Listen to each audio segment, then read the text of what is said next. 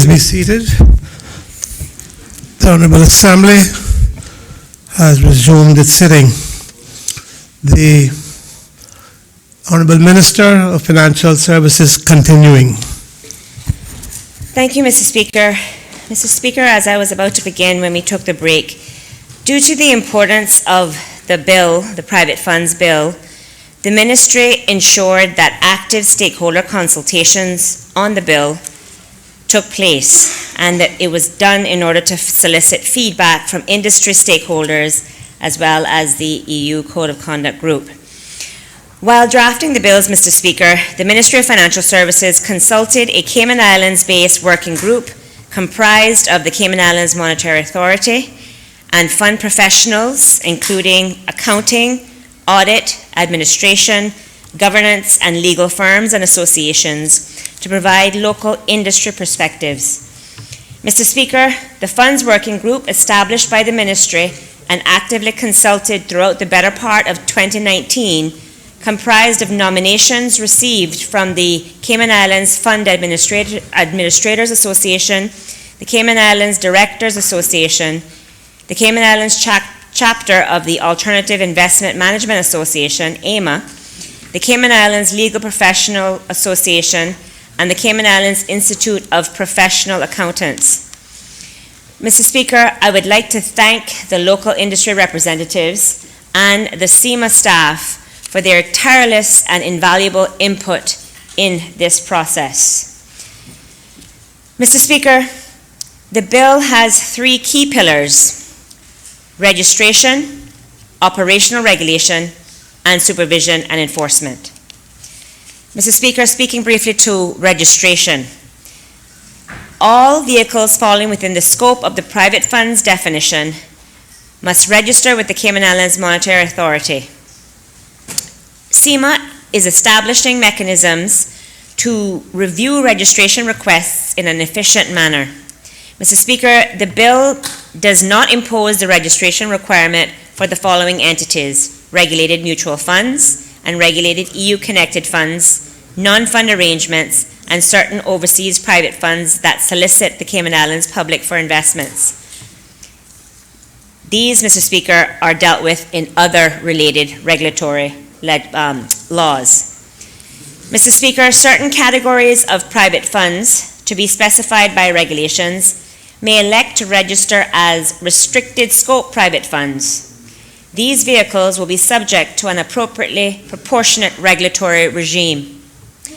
Mr. Speaker, funds that are in scope of the bill and are not registered cannot, pending registration, carry on or attempt to carry on business in the Cayman Islands. Mr. Speaker, carrying on business is defined in the bill to include accepting capital contributions from investors. To this end, private funds may solicit high net worth and sophisticated persons, including receipt of subscription documents prior to registration. CIMA will have the flexibility to adjust its regulatory oversight of registered funds using a risk-based approach that was designed with industry practices in mind. Mr. Speaker, speaking to the operating conditions for private funds. Once registered, the bill requires private funds to comply with certain ongoing obligations in a manner determined appropriate by CIMA. Regarding audit and evaluations, Mr. Speaker, all registered private funds must complete annual audits, submit annual returns, and retain accessible records. An auditor approved by the authority must complete the annual audit in accordance with internationally accepted audit standards. Mr. Speaker, registered funds must appoint a professionally qualified service provider to carry out valuations of the assets held. The bill provides flexibility by allowing funds to determine the frequency in which to conduct such valuations depending on the nature of their asset. It is permissible under the bill for a valuation to be undertaken by the manager or operator of the private fund as long as this potential conflict of interest is disclosed to the investors. Annual audits and professional valuation are best practices that are, in some jurisdictions, legal requirements. Audit and valuation are often insisted upon, Mr. Speaker, by institutional investors themselves. Mr. Speaker, regarding the use of a custodian, title verification, and cash monitoring, A registered private fund must appoint a custodian to hold the fund's assets and carry out title verification. However, Mr. Speaker, for certain funds, for example, those with highly illiquid assets, custodial arrangements may not be practical or proportionate based on the type of assets held. In such cases, these funds must notify CIMA of their decision not to appoint a custodian and instead appoint a service provider to conduct title verification. A fund with illiquid assets, for example, a private fund that does not hold market securities, could benefit from this provision. Mr. Speaker, title verification requirements are also flexible. A private fund's title verification may also be conducted by the fund's manager or operator or an affiliate of the manager or operator, or otherwise by an independent service provider. Mr. Speaker, registered private funds must comply with cash monitoring obligations, requiring the appointment of a service provider to monitor cash flows and ensure that investor payments are properly processed. Cash monitoring provides an important transparency mechanism for investors. Mindful of industry practices, Mr. Speaker, the bill offers flexibility by permitting funds to choose the service provider or service providers who will provide cash monitoring services, for example, a third-party administrator or a custodian. Mr. Speaker, should a third-party service provider not provide these services to the fund, then CIMA may require that the private fund have its cash monitoring verified by an independent third party should CIMA determine it necessary to do so. Mr. Speaker, with respect to supervision and enforcement, the bill authorizes the authority to administer the law. CIMA's duties include examining registration requests and determining application parameters and other informational requirements based on the risk-based supervision approach that the bill permits. Mr. Speaker, ensuring that CIMA is able to utilize a pragmatic approach to enforcement is also of paramount importance. In cases where CIMA determines that a private fund is not complying with its obligations, it may enforce special measures such as the performance of an audit or one-off or periodic reports as appropriate. And of course, CIMA has the power to impose administrative fines varying in level depending on the provisions breached. Mr. Speaker, in certain circumstances, for example, when a private fund is carrying on business or if a private fund is found to be carrying on business in a fraudulent or detrimental manner that harms investors, CIMA may take additional special measures which are similar to what is already allowed in the mutual funds law, including imposing business conditions or appointing an advisor or new control person to direct fund management or deregistering the fund. Mr. Speaker, the bill is arranged in 33 clauses. Clause 1 of the bill makes provisions for the short title of the legislation and commencement. Clause 2 of the bill provides definition for words used throughout the legislation. Clause 3 of the bill provides for the law to apply to a private fund that is carrying on business in or from the Cayman Islands, but not to a regulated mutual fund or regulated EU-connected fund. Clause 4 of the bill makes an operator of the private fund responsible for compliance by that private fund with this law. An operator of a private fund who contravenes Clause 4.1 commits an offense and is liable to conviction on a fine of $20,000. Clause 5 of the bill prohibits a private fund from carrying on business in or from within the islands unless the private fund has submitted an application for registration to the authority in accordance with Clause 6 within 21 days after its acceptance of capital commitments from investors for the purpose of investments. The prescribed annual registration fee has been paid in respect of the investment. It complies with the conditions of its registration imposed under Clause 7, and it complies with the remaining provisions of the law. Mr. Speaker, Clause 5.3 of the bill permits a private fund to carry on or attempt to carry on business in or from the islands without complying with Section 1 if it is a private fund not incorporated or established in the islands, which makes an invitation to the public in the islands to subscribe for investment interests by or through a person who is a holder of a license under the Security Investment Business Law or a regulated activity specified by the authority for the purposes of this subsection, and those interests are listed on a stock exchange, including an over-the-counter market specified by the authority by notice in Gazette, or the private fund is regulated by a recognized overseas regulatory authority approved by CIMA. Mr. Speaker, Clause 6 of the bill provides for a private fund to apply to authority in a prescribed manner to be registered under this law. A restricted scope private fund that applies for registration may elect as part of its registration application to be registered as such, i.e. to be registered as a restricted scope private fund.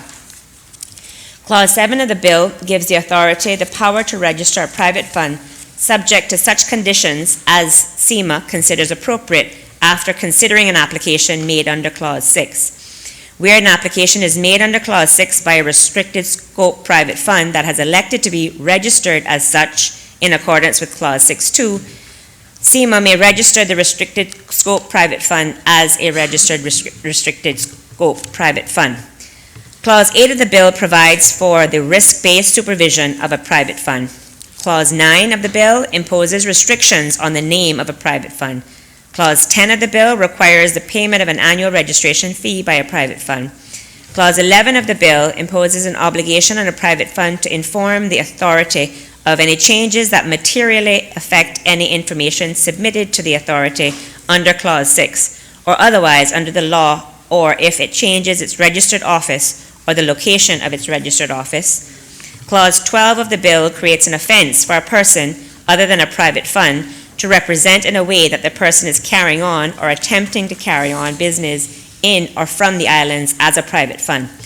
Again, Mr. Speaker, the punishment for the offense is a fine of $100,000. Clause 13 of the bill requires a private fund to have its accounts audited annually and to send its audited accounts in respect of a financial year of the private fund to the authority.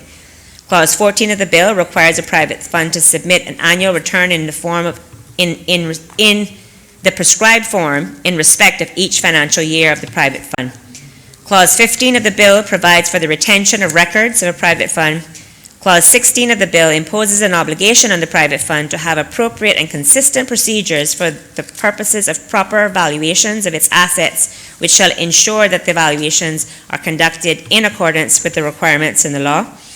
Clause 17 of the bill makes provision for the appointment of a custodian to ensure safekeeping of assets of a private fund.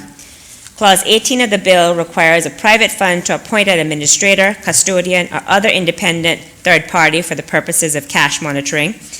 The manager or operator of the private fund, or a person who has control relationship with the manager of the private fund, may also be appointed for purposes of cash monitoring, provided that the cash monitoring function is independent from the portfolio management function, or that potential conflicts of interest are properly identified and disclosed to the investors of the private fund.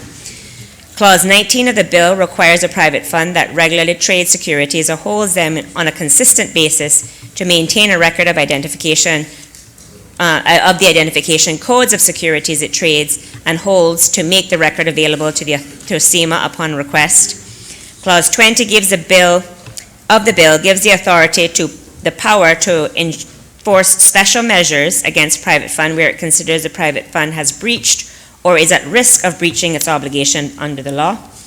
Clause 21 of the bill gives SEMA the power to request a private fund to provide SEMA with such documents, statements, or other information in respect of the private fund as SEMA may reasonably require in connection with SEMA's functions under the law. It is an offense to fail to comply with such requests. Clause 22 of the bill gives SEMA the power to require information in respect of an alleged breach of Clause 5. Clause 23 of the bill gives SEMA the power to take action in respect of unregistered private funds. Clause 24 of the bill imposes a duty on SEMA to administer the law. Clause 25 of the bill sets out the powers of the authority in respect of a private fund in certain circumstances, including if the authority is satisfied that a private fund is or is likely to become unable to meet its obligations as they fall due.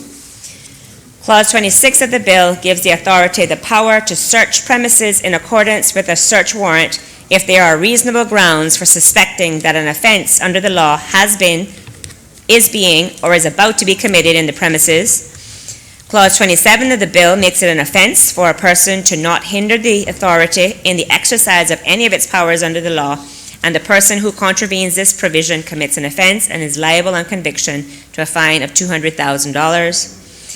Clause 28 of the bill provides for appeals against decision of the authority to cancel the registration of a private fund. Clause 29 of the bill imposes an obligation on the auditor of a private fund to inform the authority if the auditor obtains information or suspects that certain circumstances exist in respect of a private fund, including that the private fund is unable or likely to become unable to meet its obligations as they fall due. Clause 30 of the bill permits a private fund to carry on business without reference to the Trade and Business Licensing Law 2019 revision. Clause 31 of the bill gives the Cabinet the power to make regulations. Clause 32 of the bill gives the Cabinet the power to amend the schedule by order after consultation with the authority, that is SEMA. And Clause 33 of the bill gives Cabinet the power to make regulations to provide for savings, transitional, and consequential provisions. Mr. Speaker, this concludes my presentation of the proposed bill.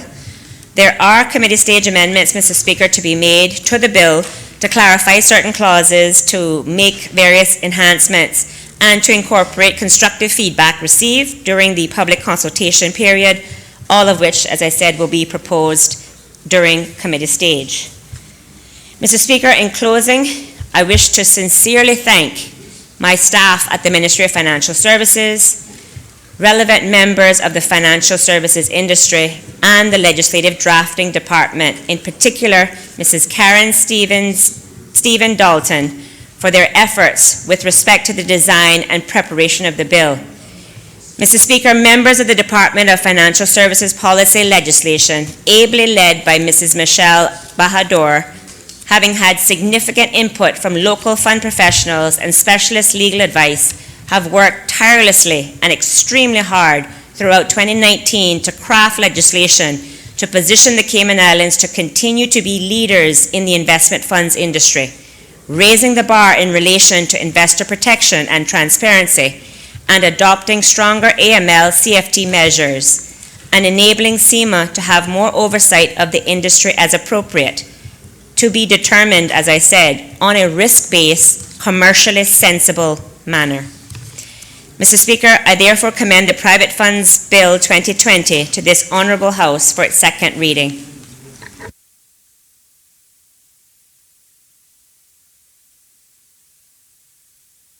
Does any other member wish to speak? Does any other member wish to speak? The Leader of the Opposition. Thank you, Mr. Speaker.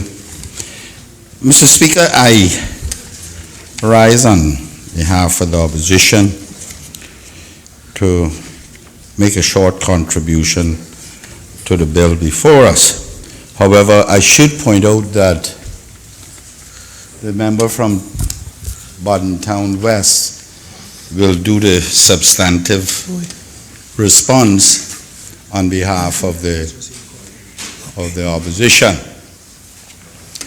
But by and large, Mr. Speaker, the opposition does not have significant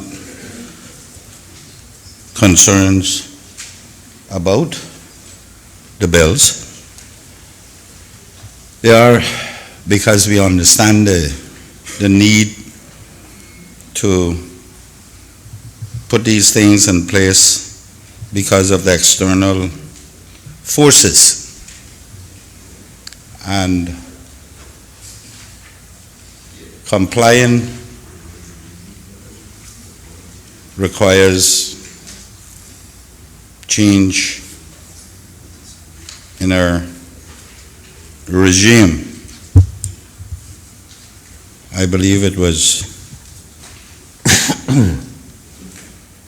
long-time legislator, Mr. Truman Bodden, who said that's why they invented the little word amendment. One can only do what they can at the time with the information they have available to them. But things are changing so fast. And I think I said here before that this global network, and in particular the EU, tends to see their might as a means of restricting those of us that they have become jealous of because of our own initiatives. But be that as it may, we continue to they continue to shift the goalposts, and we react. Sometimes I wonder if it's not too much, if it's not too overwhelming. And then CFTA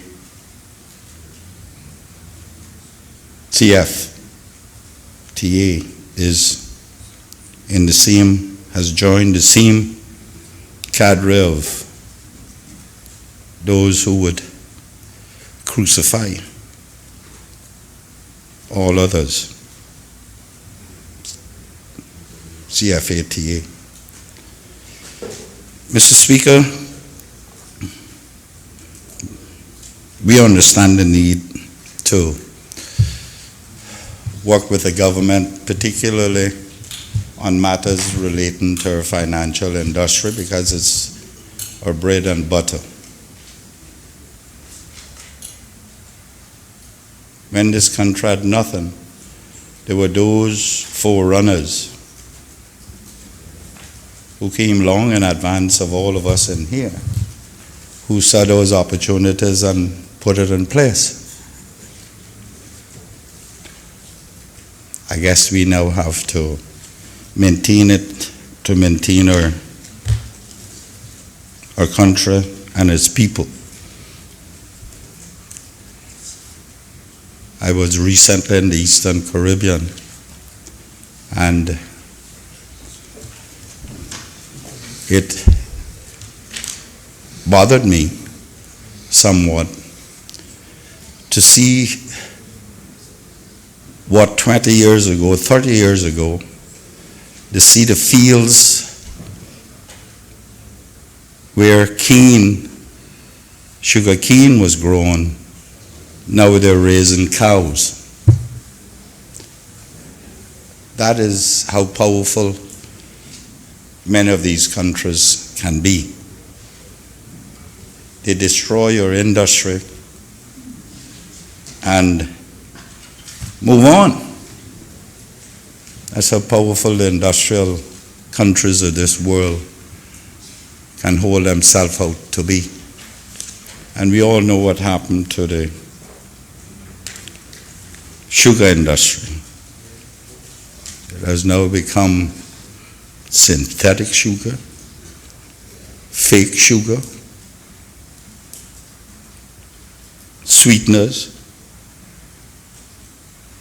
Yet we live longer when we were using the sugar cane, which much came from the Caribbean, and the countries were heavily dependent upon it. So they now have to change their whole approach to their economy. The good thing about the financial industry is that there will always be money. And if we provide a service, the clients will come. Thankfully, or I hope, those industrial countries, and in some instances they are not respected of jurisdictions. But they tighten their grips on other jurisdictions and not tight enough on themselves. And when they find the other industrial countries kicking back, then it becomes what Benson Ebanks spoke about, a 7-day wonder. They drop it after they get kicked back. Mr. Speaker, I hope that, and I wish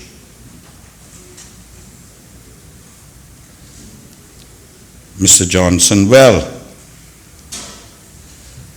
I spoke in Uganda recently about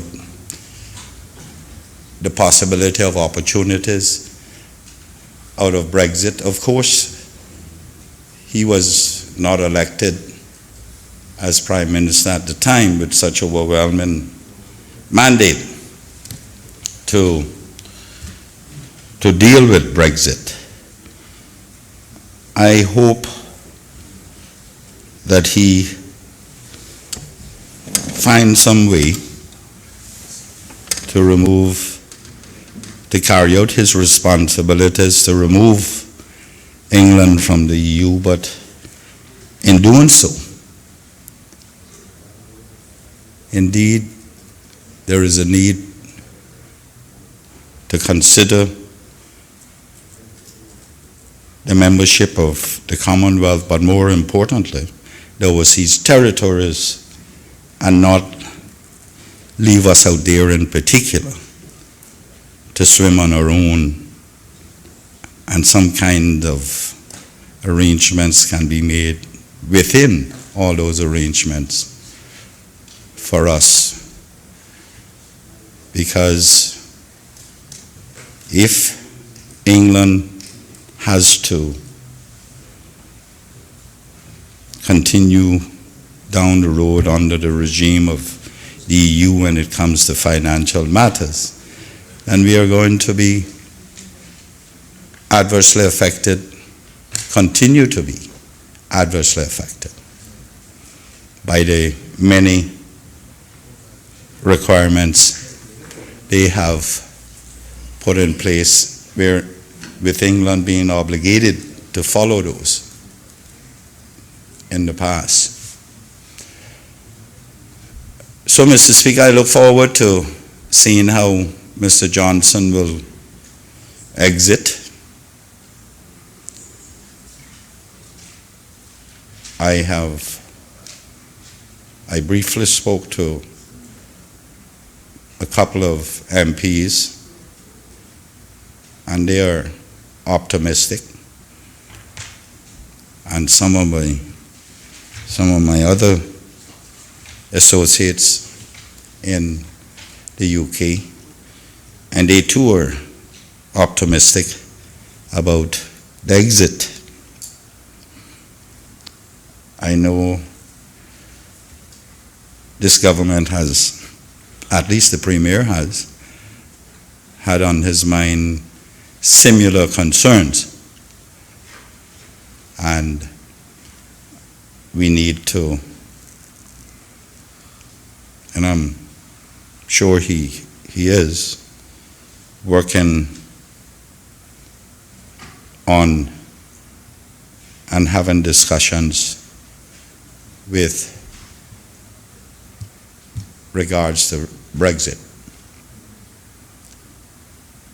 Mr. Speaker, as I said, the opposition is ready, willing, and understand the need for us all to work together to ensure that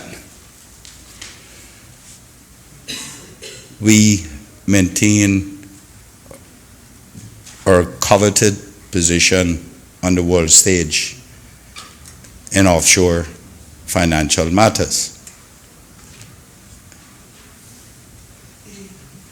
That is why we too do our own consultation with the private sector and come here and debate and make suggestions accordingly.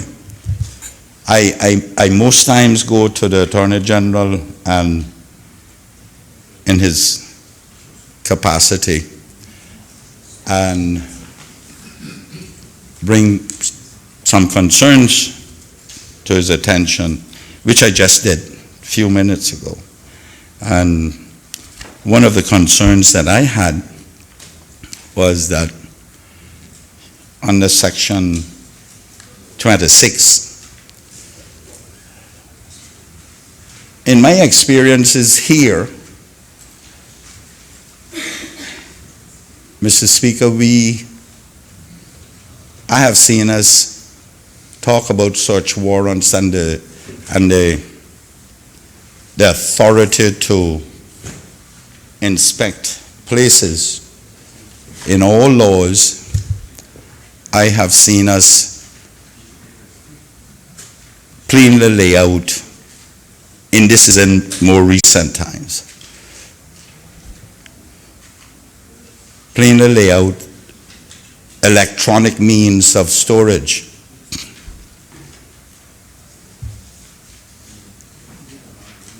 I brought that is computers, electronic devices, computers and whatnot. And whilst section 26(1)(c) may be said to cover that,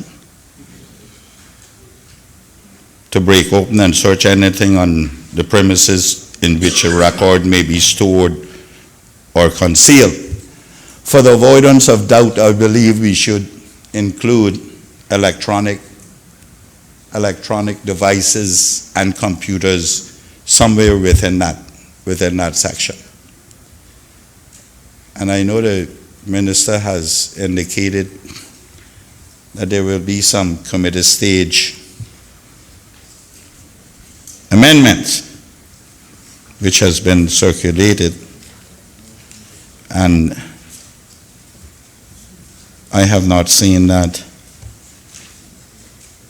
represented in those, but I would certainly wait to see the response on the conclusion and the response from when the minister responds, if that is considered necessary. Because, Mr. Speaker, I see people saying it doesn't say computers.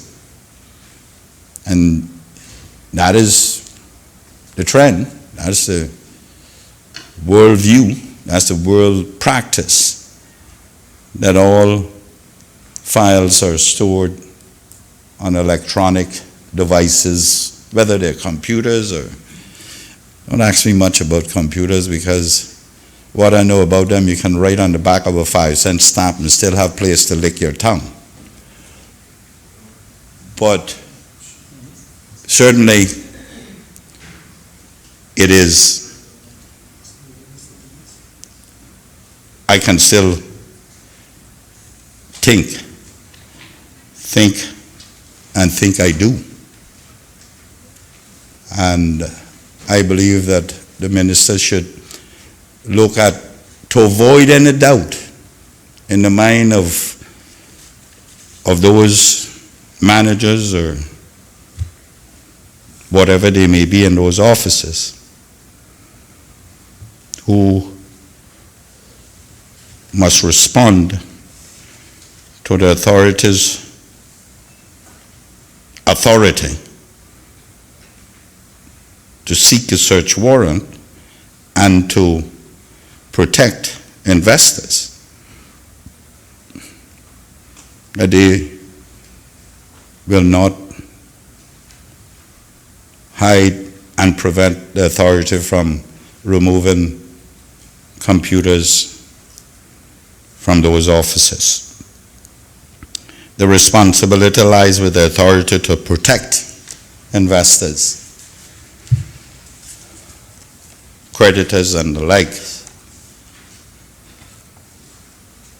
And how many times have we not heard that managers fraudulently try to deprive investors, creditors, debtors out of their assets? And the easiest place to store it is on and electronic means, because we are making provision to search the person, premises, and person. And if they have a memory stick on them, it may not necessarily come across as them having to surrender that. Mr. Speaker, it doesn't make sense to not cover all the bases, in my view.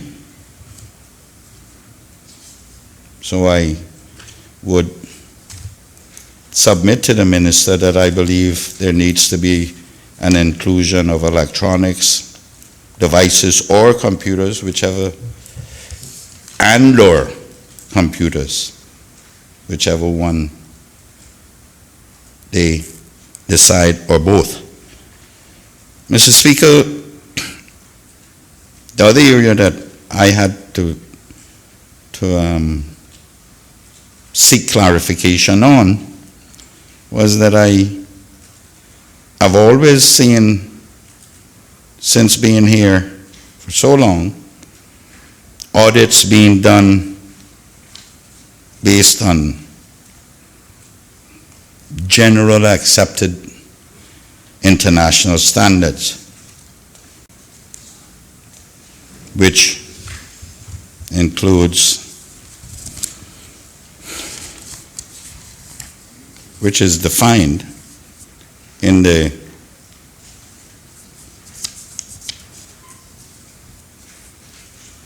section 2 of the law, wherein an accountant is defined, the qualifications must be institutes of chartered accountants or certified accountants in England and Wales, Ireland or Scotland, or chartered professional accountants of Canada or the American Institute or certified public accountants. And we have now added on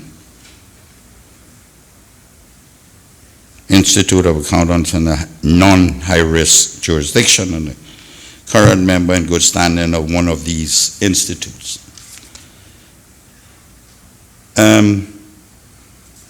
And then when I looked at section 13, it spoke of audits being done based on general accepted accounting principles of the United States of America, Japan, Switzerland, or a non-high-risk jurisdiction. And I hadn't seen that before in all my years here. So I had to do my own research to determine what it meant.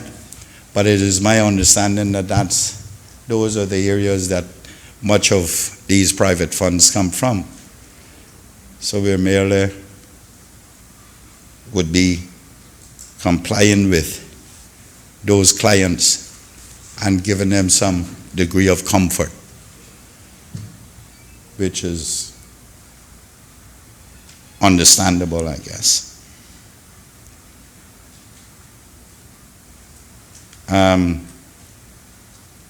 Mr. Speaker, I said all that to say that the fact that we are not objecting to the principles of the financial industry and the requirements that are placed upon us to amend our laws does not mean that we do not do our own investigation and research in order to understand and do our own research on what the world stage is bringing down upon us.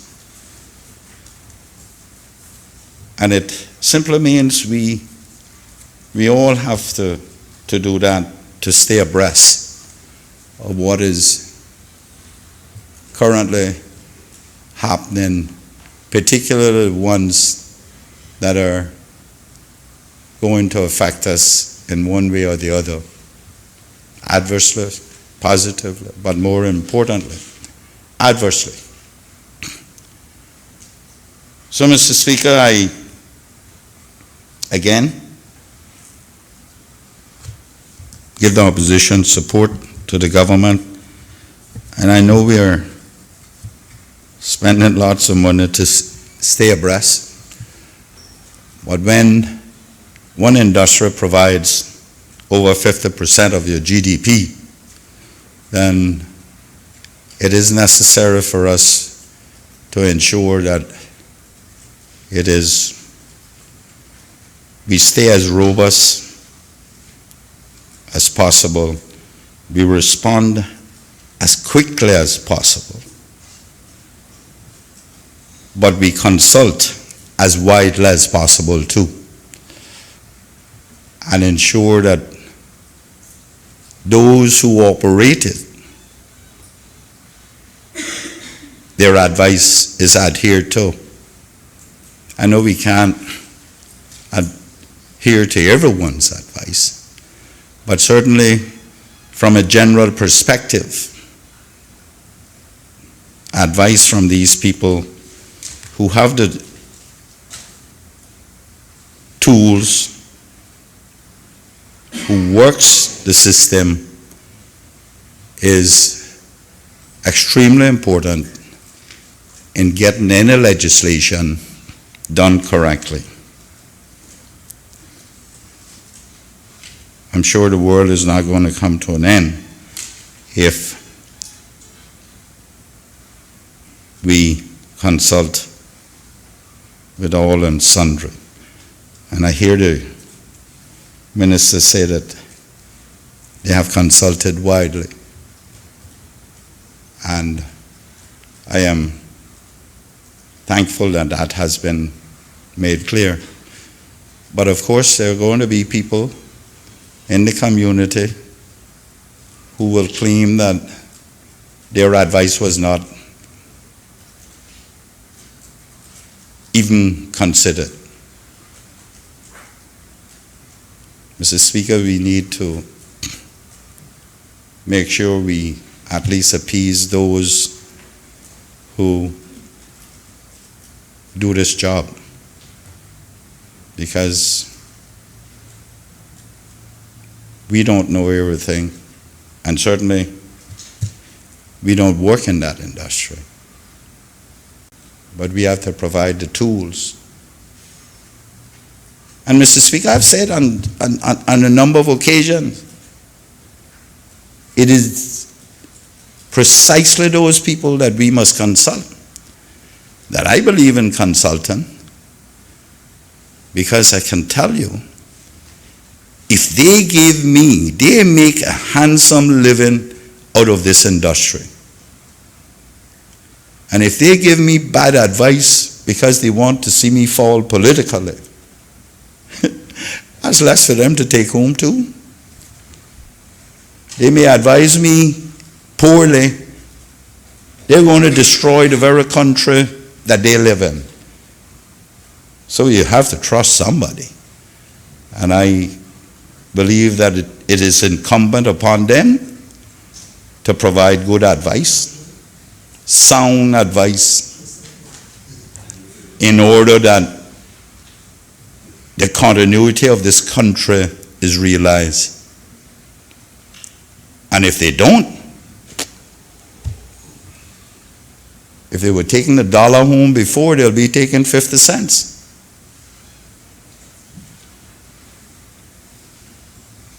We and they, all of us, need to work together. In many instances, it's split down to different professions. But they must all realize that it's not us alone I learned a very long time ago that if the country have, then I should have.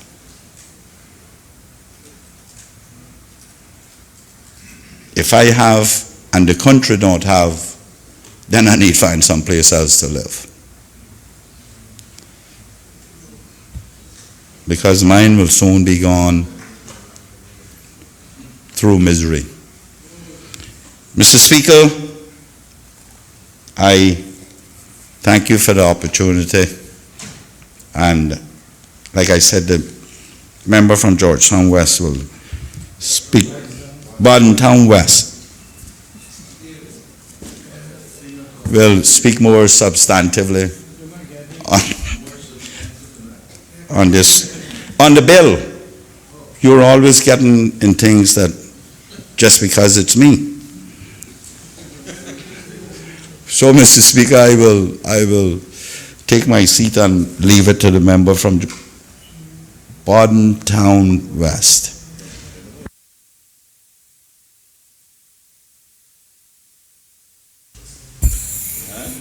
Does any other member wish to speak? The member for Bordentown West. Mr. Speaker, I wasn't sure if I was going to speak, but after the leader of opposition mentioned it so much, I guess I have to say something now. Mr. Speaker, Churchill once said that the farther back you can look, the farther forward you're likely to see. As the leader of the opposition indicated in his contribution, we met with many people within the financial services industry. And while some of the feedback was mixed, there was one theme that was consistent throughout all our discussions with members within the industry. Something needs to be done. That was pretty much the general theme. Something needs to be done. It can't be business as usual. So then, Mr. Speaker, the next question to beg then is, what exactly is there to be done? What should be done? Now, one of the things I am mindful of is those people within the industry who have raised concerns, rightfully so, in terms of the environment that we are creating with regards to the red tape, the bureaucracy, and everything else. And it does increase the cost of doing business, Mr. Speaker, but the question we need to ask ourselves as a country that has decided to play within the global financial services industry, what responsibility do we have to the industry that is basically where our livelihood is driven from? And Mr. Speaker, the one thing that has always been on the back of my mind when it comes on to the financial services industry is one simple question I would always ask myself. What would have happened to the Cayman financial services industry if one terrorist from the 9/11 attacks in the US had received any funds from any secret bank account in the Cayman Islands? At that point where the US was looking for revenge, rightfully so, it would have been a situation where they would have literally closed this industry down overnight. And it's one of the things that we always have to be mindful of. If someone was to show up right now and give you a styrofoam cup that's covered and say, drink this, the first thing you would ask is, what is it? And if they say, trust me, you'll be like, And it's the same thing within our financial services industry in this money laundering and terrorist financing world that we're living in, is that, simply put, we need to know who we're doing business with. And Mr. Speaker, I do recognize that there are some companies that may look and say, the Cayman Islands is going on a path, there's a little bit too much red tape or a little bit too much this, or they want too much information. The truth of the fact is, Mr. Speaker, is that where we are right now in financial services at a global level, we simply cannot do business in the dark anymore. Many of us would have probably said to our kids or to other people, If you're dating someone and they're not willing to be out in public with you, then clearly they're either ashamed of you or something, and you should have anything to do with them. Well, it's the same thing, Mr. Speaker, with regards to the financial services industry. If someone is willing to do business in the Cayman Islands and don't want to be seen to doing business in the Cayman Islands, that in itself should be an automatic red flag. In the sense where we should ask ourselves, is that the person that we want to be doing business with, or is that the person we want to be, seen in public with? Mr. Speaker, it's kind of ironic where, as we look at this legislation, and as I was going through doing my own research, I can see where there is a trend in both North America and in Europe and elsewhere, where people are expected more transparency and more accountability to some extent. One of the things I have come to realize, as I have said before, is that if there's one thing that history teaches us, is that history teaches us nothing. And this is not the first time, Mr. Speaker, where this industry has gone through regulation.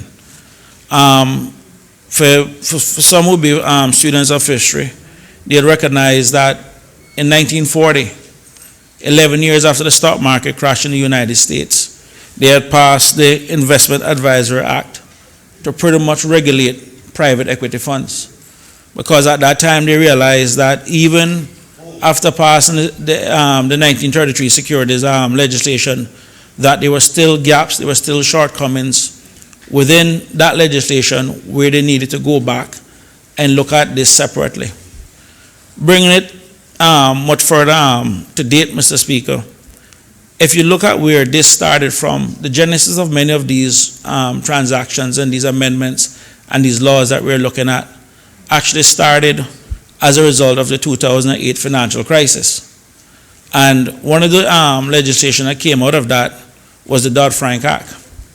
And one of the things, Mr. Speaker, why I'm not overly worried to some extent is that when you go back and you look in history and you look at the Glass-Steagall Act and all the different acts that were passed as a result of the 1929 crash, you find out over the next decades, several of those laws were either repealed, amended, or basically done away with, because they realized that business became a little bit too bureaucratic, and it has basically stopped investment and stopped businesses from doing what it is that they're supposed to be doing in terms of driving growth and everything else.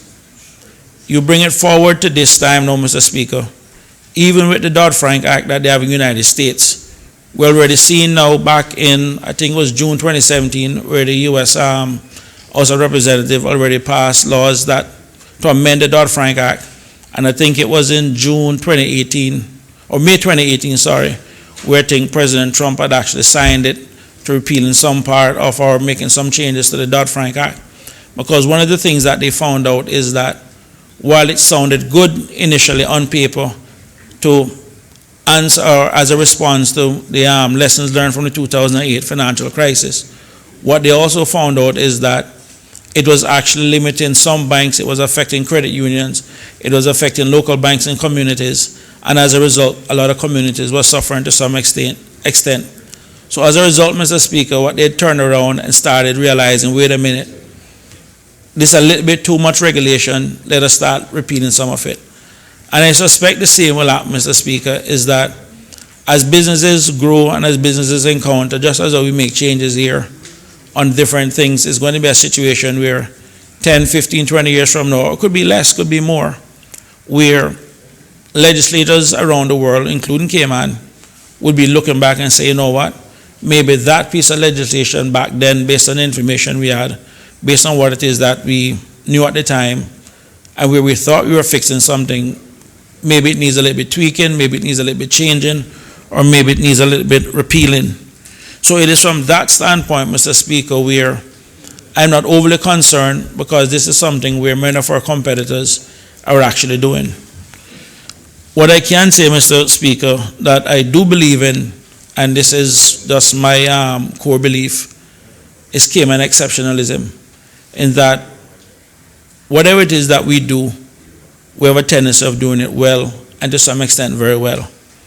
And we are maybe latecomers compared to some countries, but we have caught up very quickly. And once the playing field is level, I have no doubt that the Cayman Islands will come out on top in terms of whatever industry it is that we perform in. I mean, we have seen it in tourism, we have seen it in financial services, and whatever new pillar that is that we may work on, I have no doubt that we'll do well. One of the things, though, Mr. Speaker, and I'm hoping that the Minister addresses this in our closing, is with regards to the timing of implementation in terms of when do we see this going into effect. Because one of the things I am cognizant of is, I think next year it is, Mr. Speaker, I think Pillar 2 of Basel II is slated to come into effect. Again, that's a little bit more increase in the regulatory environment, and what we don't want is too many things coming down on businesses all at once, because as a tenant, again, these are things that drive up the cost of doing business, and to some extent, those costs are passed on to some customers, which may result in some customers looking someplace else to do business. One of the other things, Mr. Speaker, that I just really want to touch on is that I recognize from within the industry that there are people that have their own concept with regards to the EU driving a lot of issues and a lot of directives in Cayman. That is not something that is lost on me. But what I do find some sense of optimism on, Mr. Speaker, is the fact that the EU itself is crumbling. The UK is getting ready to leave. Poland look like they want to leave. France look like they want to leave. And to some extent, they're realizing that the grand experiment that they wanted to achieve is not going to happen. And one of the reasons why I don't think it's going to happen, Mr. Speaker, is that it's one thing to form a monetary union or an economic union. It's another thing to form a political union. And I don't see each country in Europe giving up their sovereignty to Brussels or anywhere else. So as a result, I can start seeing some of these changes in the next few years starting to come through. I suspect with Britain now looking to expand into some areas, that they'll be looking to at least loosen some of their regulations to attract business, because now they have to compete differently. So it'll be curious to see exactly in the next 2 to 3 years from now what it'll look like in terms of regulation and what would be required within the financial services industry. But simply put, Mr. Speaker, it is an industry that will continue to change, but at the end of the day, it is still an industry that will move at the speed of business. And as such, whatever it is that business want, whatever it is that customers want, is ultimately where the business is going to go. And I think as long as we maintain an environment where the Cayman Islands is open to do business, welcome to do business, I think we'll be okay. For every single time and for every single piece of legislation that they have brought our way, we have complied and we have continued to do well, and I suspect that we will continue to do well.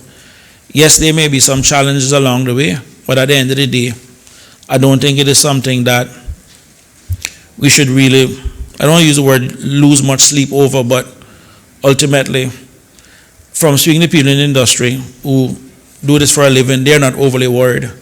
And if they're making millions of dollars from it and they're not overly worried, I don't see why I should sit down and try to lose any sleep and be overly worried either. With that said, Mr. Speaker, I know there was one issue we had with the bill before, and before it arrived to the House, I had a chat with the Honorable Minister on that one issue, and I'm pleased to say that that one issue has been fixed within the bill, and there isn't anything inside the bill materially other than just finalizing the timeline of when we expect it to be implemented. With that said, Mr. Speaker, I just want to say to the members and say to the listening public as a whole, in that while there are many people that would paint the doom and gloom, the reality of the situation that we're living in is that we can no longer do business in the dark. This is the environment that we are in right now, and just as how many of us want to know who we're doing business with, or who our children are talking to, or who their friends are and everything else, is the same as business. And is that we need to know exactly who has money in the Cayman Islands, but this is a multi-trillion-dollar industry, and it's high time now we know to make sure that we don't have any drug money or any terrorist money or any crazy money inside our economy that may basically ruin our reputation or anything else. Outside of that, I thank the government and the minister for their hard work, and thank the members of within the industry that provided feedback, and the opposition will support the bill. Thank you, Mr. Speaker. Does any other member wish to speak? Does any other member wish to speak? If not, I'll call on the minister for her right of reply. Thank you, Mr. Speaker, and want to thank both the Leader of the Opposition and the Honourable Member from Bodden Town West for their contributions and their support of the bill on behalf of the opposition, and also for all of the members, certainly on the government side, for the tacit support that was offered as well. Mr. Speaker, just to briefly respond to some of the statements and questions, and in particular I'll deal with the question from the member from Bodden Town West on the issue of the transition as well. But, Mr. Speaker, I took the time initially to really go into detail about what we did in the last 2 years, in particular the kinds of changes that were made, in some instances significant and monumental changes, that being the economic substance regime that was brought in, and how to make the point, and a point that was underscored by the member from Bodden Town West, that even in the face of these changes, we did so in a way that the jurisdiction benefits and has benefited. And we saw and we see, based on the numbers, that the confidence in the Cayman Islands is still high. Business is still booming for us in the financial services industry. And it is precisely because of what the Leader of the Opposition has called for, and I have underscored time and again, it is because of the consultative and the collaborative approach that the government, and certainly myself as Minister of Financial Services, has taken, ensuring that all perspectives are not only heard, but in many instances sought after. The Ministry of Financial Services has had an incredibly engaging 2 years, and I can speak of 2 years because that's 2+ years since I've been in this position, and I venture to say even before I got here with respect to the type of consultation. But certainly, Mr. Speaker, in the last 2 years, the amount of consultation that has gone in to ensuring that these significant pieces of legislation have had the benefit of the perspectives of industry, but even, as was alluded to, there are many different factions and sectors within the industry. So oftentimes, on some what may be seen as contentious points, there's never consensus. And as with every government, as with every position of authority, as with every person who is charged with the responsibility to lead, it often comes with making tough decisions based on the best information available. And certainly it was the intention, and I believe we have been successful to the extent that we could in terms of getting the perspectives of as many far-reaching views represented within an otherwise, in some instances, divided industry on particular points. But, Mr. Speaker, again, as I said, and just to give some color, when I speak about the wide-ranging consultation, so there was consultation through the various industry associations. They nominated, so it wasn't a situation where the ministry cherry-picked. The associations themselves, representing their members, nominated persons to participate in these focus working groups, which, and I've just asked my team to do a very rough calculation, and I'm sure they were very conservative with these numbers because they didn't have the calendar to hand, which amounts to approximately 50 hours if you consider meetings they've had, meetings that I've had, meetings that the premiers have been involved in over the last several months alone with the focused working group within industry.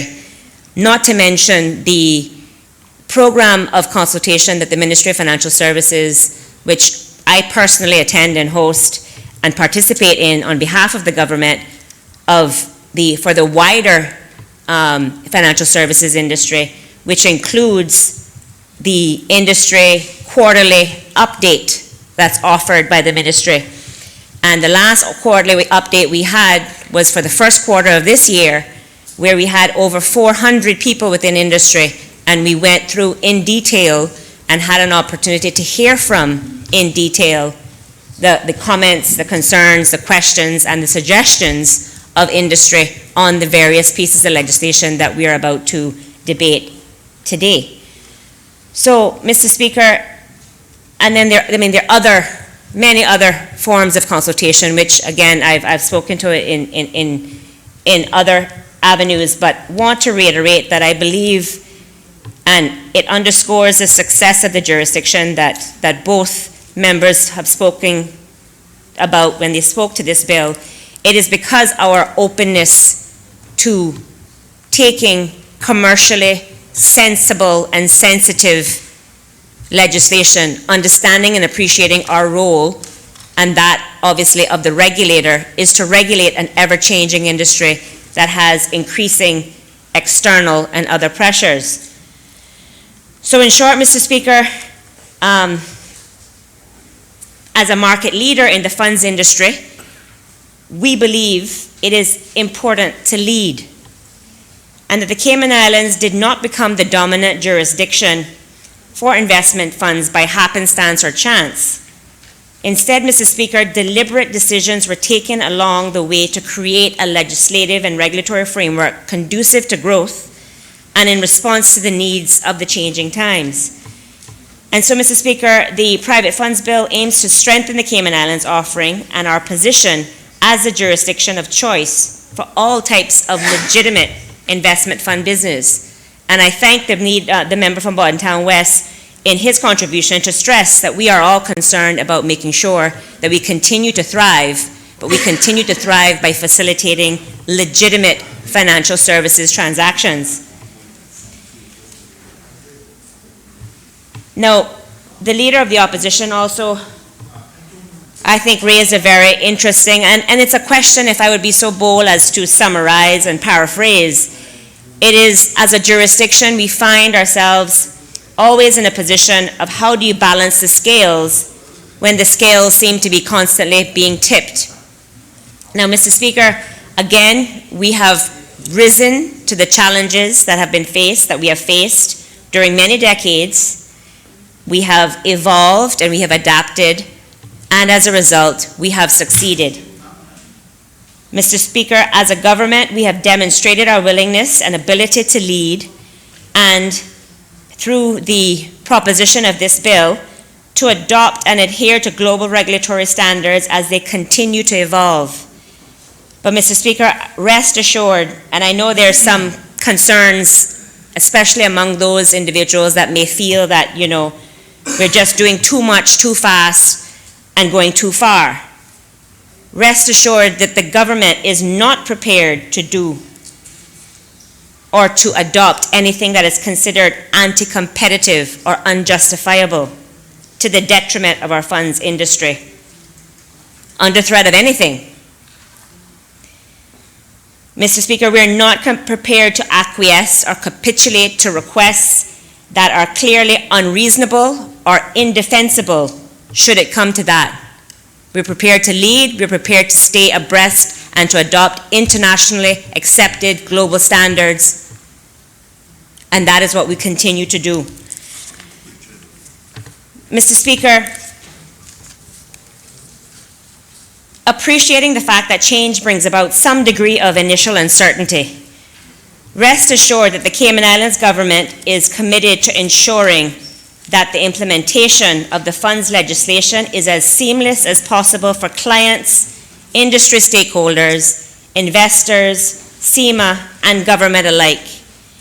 And, Mr. Speaker, the bill seeks to provide a robust and thoughtful provisions that balance proper responsibility and oversight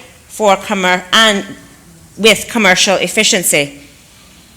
So, Mr. Speaker, to briefly respond to the member from Bontown West's question about the implementation or transition, the private funds law provides that the law shall come into force upon such date as may be appointed by order made by Cabinet. The law or the bill also provides that different provisions of the law may be brought into force on different days or different times for different purposes. So the government is very mindful that a successful transition takes preparation and time, and therefore we intend to utilize the commencement provisions to ensure an orderly transition. Mr. Speaker, as a country, government and industry alike, we have become more proactive in our engagement efforts over the last 2 years, as I have outlined previously. I think it's important to stress we have continued to adapt to the changing political and legislative and regulatory imperatives over the years, as we noted, mostly driven by external forces. And notably, as I outlined today, even in the face of such change and evolution, our financial services industry has continued to thrive in the face of what is often initial uncertainty and adjustment. And Mr. Speaker, so too, with the latest legislative initiatives discussed here today, there may be a need for some clients of the jurisdiction to adjust to the changes, and there will likely be an initial period of uncertainty that typically accompanies any significant change. However, Mr. Speaker, over the many decades, we have demonstrated that we have the expertise and we have the resiliency needed in order to successfully navigate change for the benefit of the clients and the Cayman Islands as a whole. So, Mr. Speaker, to put it all in perspective, I would like to end by reminding members of this honorable House of the profound statement made by the Greek philosopher Heraclitus when he said, quote, "The only constant in life is change," end quote. And for those of the listening public or in industry who may be a bit nervous about the period of uncertainty that follows any change, let me also remind you of the insightful assessment proffered by someone a little bit closer to home and to our time, that of Benjamin Franklin, when he said, quote, "In this world, nothing can be said to be certain except death and taxes," end quote. And yes, we do have those here too, for those of you that want to think that we don't. It's just a different form of taxation. So, Mr. Speaker, with that, I thank you and I thank members of this honorable House for supporting this bill. The question is that a bill shortly entitled the Private Funds Bill 2020 be given a second reading. All those in favor, please say aye. Aye. Those against? The ayes have it. The Private Funds Bill 2020 has been given a second reading.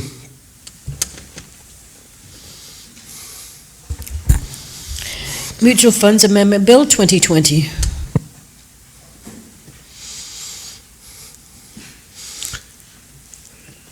The Honorable Minister of Financial Services.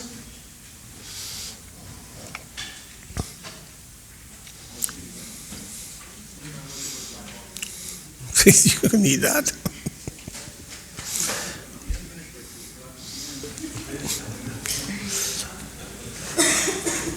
Please don't wish that on us.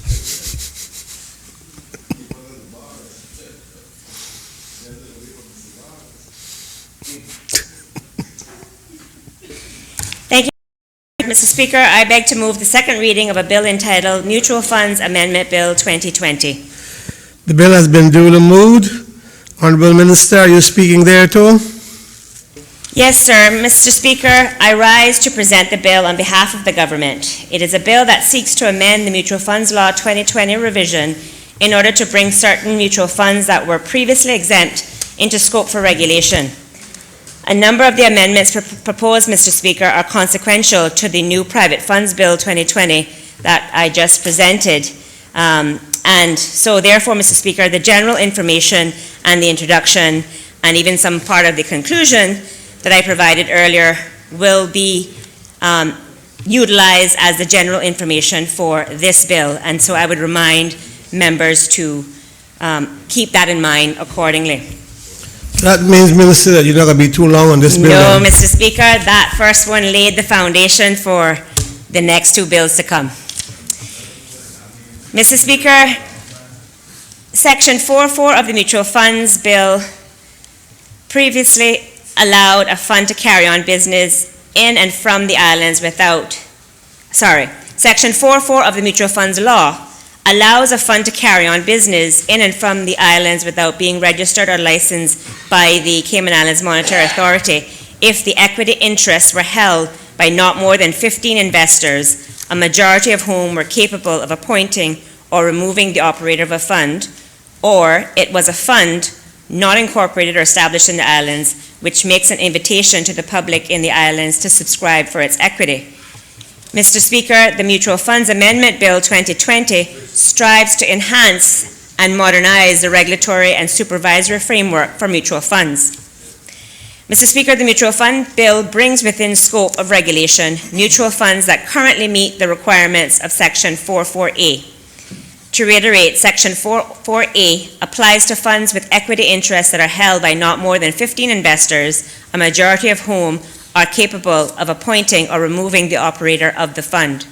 Mr. Speaker, these funds will now be required to register with SEMA, and once registered, will be subject to regulatory obligations.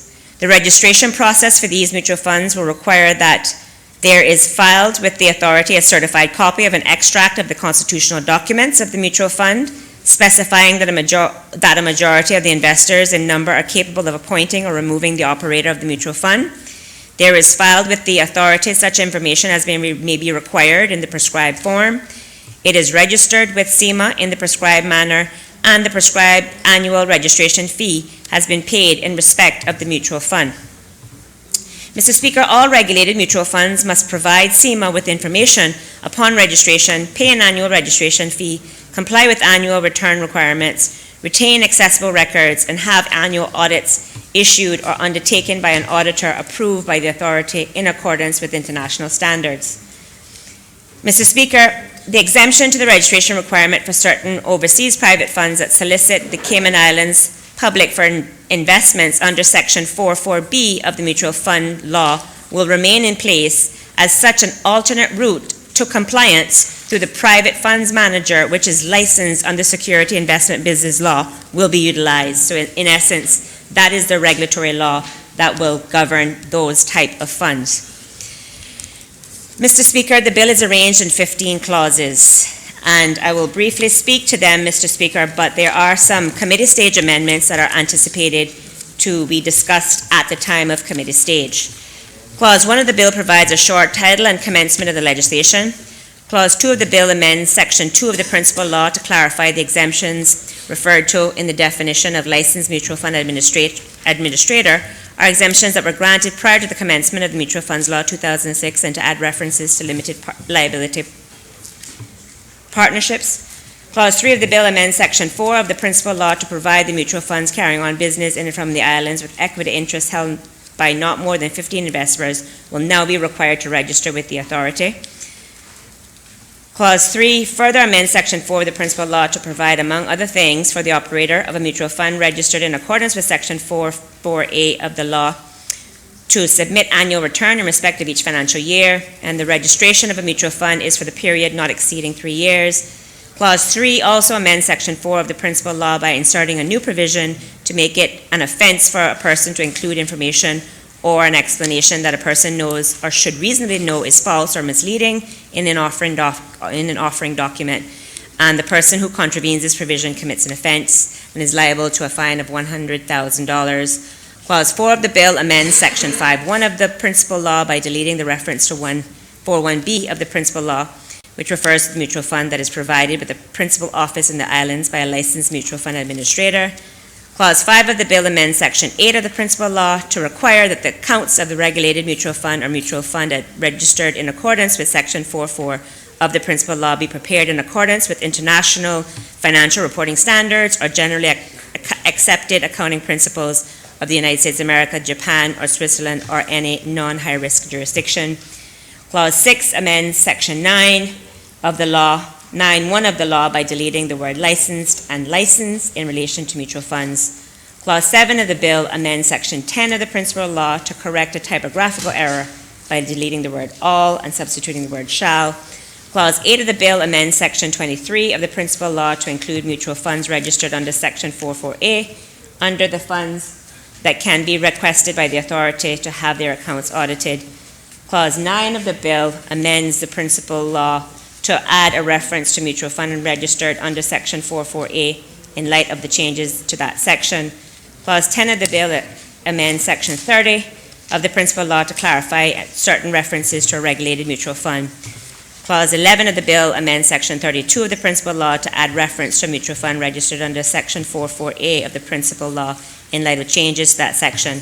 Clause 12 of the bill amends Section 35 of the principal law to make it applicable to mutual funds registered in accordance with Section 4.4 of the principal law. Clause 12 also amends Section 35 of the principal law by repealing Section 6. Clause 13 repeals Section 37, which provides for indemnities. Clause 14 of the bill repeals Section 38 of the law, which clarified common law restriction on alienation. Clause 15 of the bill seeks transition and provisions for such mutual funds that immediately before the commencement of the law are carrying on business in and from the islands without complying with Section 4.1 of the principal law. So again, Mr. Speaker, this concludes my presentation of the proposed bill. As I indicated earlier, there are committee stage amendments to be made to the bill which seek to clarify certain clauses and actually to streamline the changes to the law as it stands, and to incorporate constructive feedback received during the public consultation, all of which will be proposed at committee stage. Once again, I want to thank the staff of the Ministry of Financial Services, relevant members of the financial services industry, and the Legislative Drafting Department for their efforts with respect to the design and preparation of the bill. And I therefore commend the Mutual Funds Amendment Bill 2020 to this Honourable House for its second reading.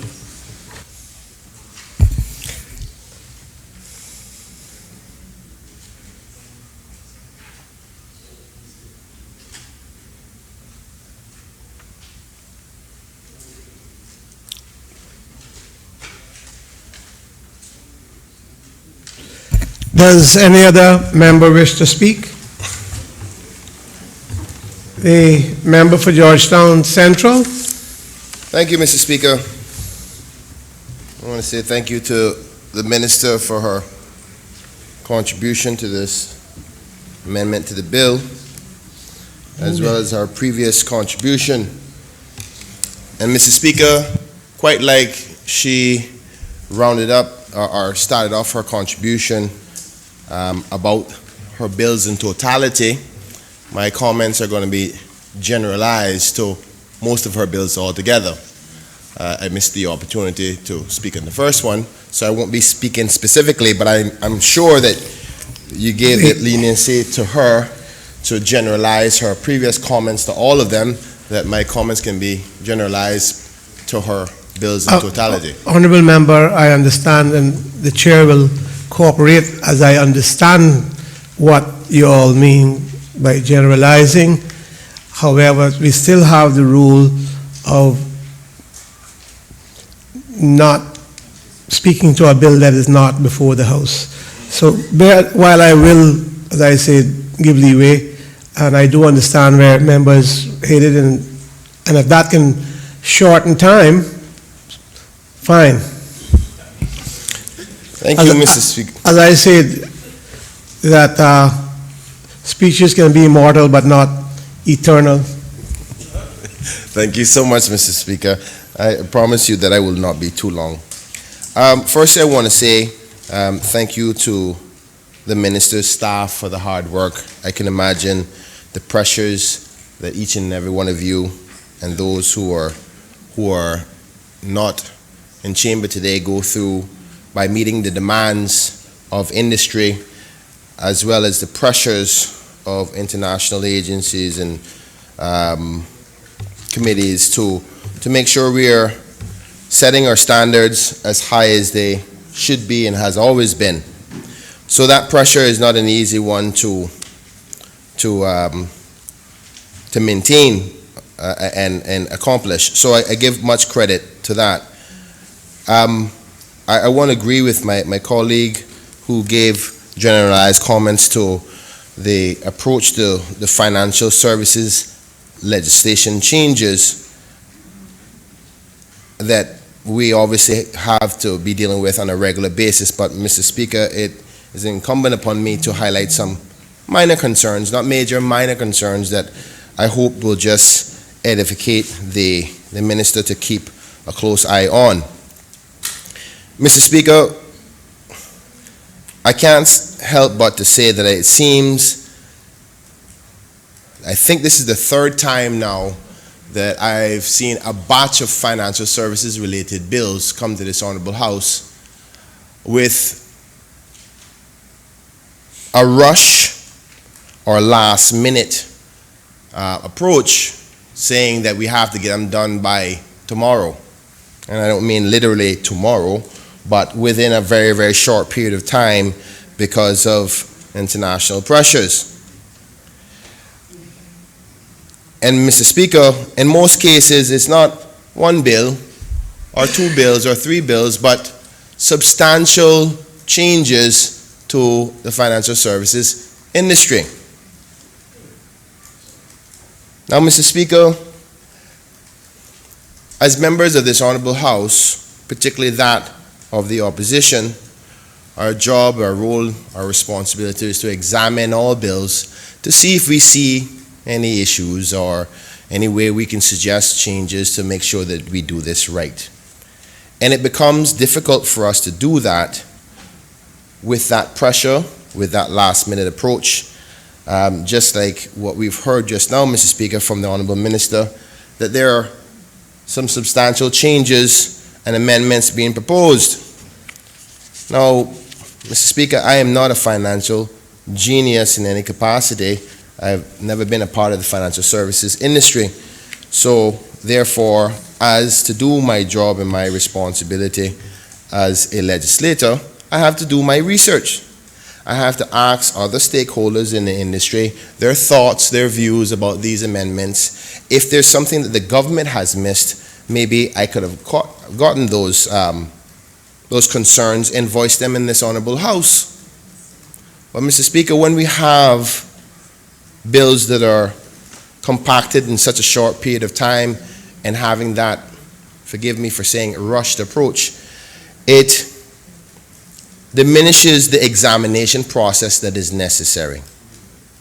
And there is a structure that this Legislative Assembly has set up to fine-tune every bit of legislation that we create to make sure that we get a refined law to make sure that it works properly. So, as we know, the Minister will hear from industry, from overseas stakeholders about the international market of financial services. She comes back home, tries to make suggestions as to the changes based on recommendations. Her ministry and her staff look at the bill. The legal drafting department will make suggestions, go back out to consultation and come back. We come here, we go through the amendments. All of those processes are a very important part of the process to make sure that we get a good law.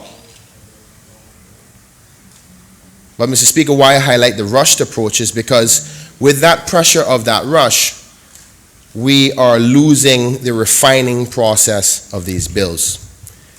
And I think it's fair to say, Mr. Speaker, that all of us recognize that the financial services of the Cayman Islands is so, so important.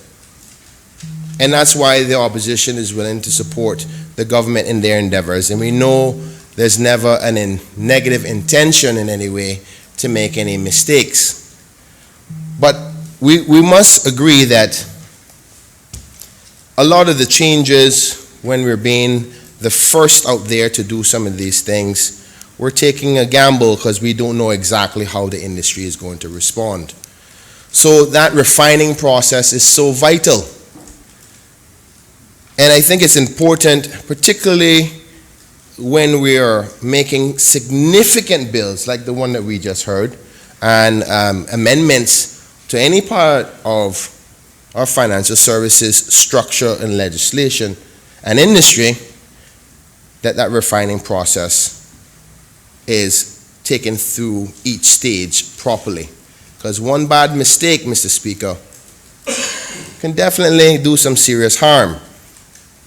But I will concur and support the minister to say that we have been resilient over the years to make sure that we do everything we can, but it's incumbent upon me to highlight that little fear that I have, and I hope that we don't have another situation in the future, unless it's unavoidable, where we have a large set of financially services-related bills all coming at one time. Because it seems from the outset that we are just reacting to industry, and I hope this is not coming off in a negative criticism, but I am concerned about it. Mr. Speaker, moving on to another area of concern I have about the similar approach of all of these changes to our industry. Now, I know the intent here is to positively influence our thriving financial services industry and improve it. But with any change, there comes friction. And you heard the Honorable Minister mention some of that and being prepared to handle those changes when they come. But Mr. Speaker, I question whether or not there ain't some things that we could already be doing that are not specific to the actual changes in each one of these bills or previous bills recently, but more so to do with the supporting staff that offers the services through our government agencies to make sure that our financial services industry works properly. And Mr. Speaker, I'm talking about when people are registering their companies and the proper protocols of checks and balances that we make our government fees from, whether those are going efficiently and effectively and fluently as they once did with the implementation of all these new regulations that we have. I think I've heard before in this Honorable House the Minister accepting that yes, there's a lot of changes, and yes, it's not going to be perfect, but we are prepared to manage it as we go. But some of the things that we can do to manage that is make the service that we provide more efficient by staffing. In my research, Mr. Speaker, about these amendments, speaking to industry, the common denominator I hear is, listen, this is a lot of pressure, and I know it's coming from outside forces. And we understand that the government and the minister and her department and the cabinet is trying to stay ahead of the game and not be blacklisted in any way. We understand that. But they got to help us too, because we are adding more costs with more staff, more compliance members in our various different firms, whether small or large. But sometimes the government isn't taking their, well, not the government as in the elected government, but the civil service stakeholders who provide the registration and the application processes and so forth are not providing the efficiencies necessary to keep up with these necessary changes. So, Mr. Speaker, I only bring this concern as a highlight to the minister to say we have to keep an eye on that, because we know we're in a very competitive market. We know that there's other countries and jurisdictions who want to take our share of the market and envy us. And we also know the clients that we deal with are usually high net worth individuals, and that small things make a difference to them.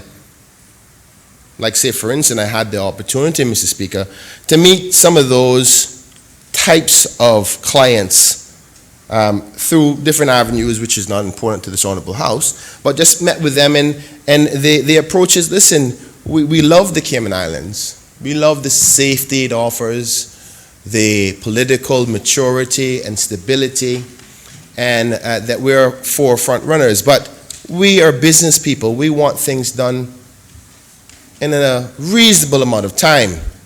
And I think it's fair to say, Mr. Speaker, that we had that on lock for quite some time, but this recent pressure from outside to be even more regulated, to adhere to outside pressures, has put a strain on that efficiency level that we once offered. And it's becoming a common norm where clients are concerned about how long it takes for things to get done. Therefore, service providers are concerned they're losing clients because they're just fed up that we are not doing it fast enough. And one would agree, I think we would all agree, that with the more regulations and the changes, it puts more working hours on these service providers for the clients.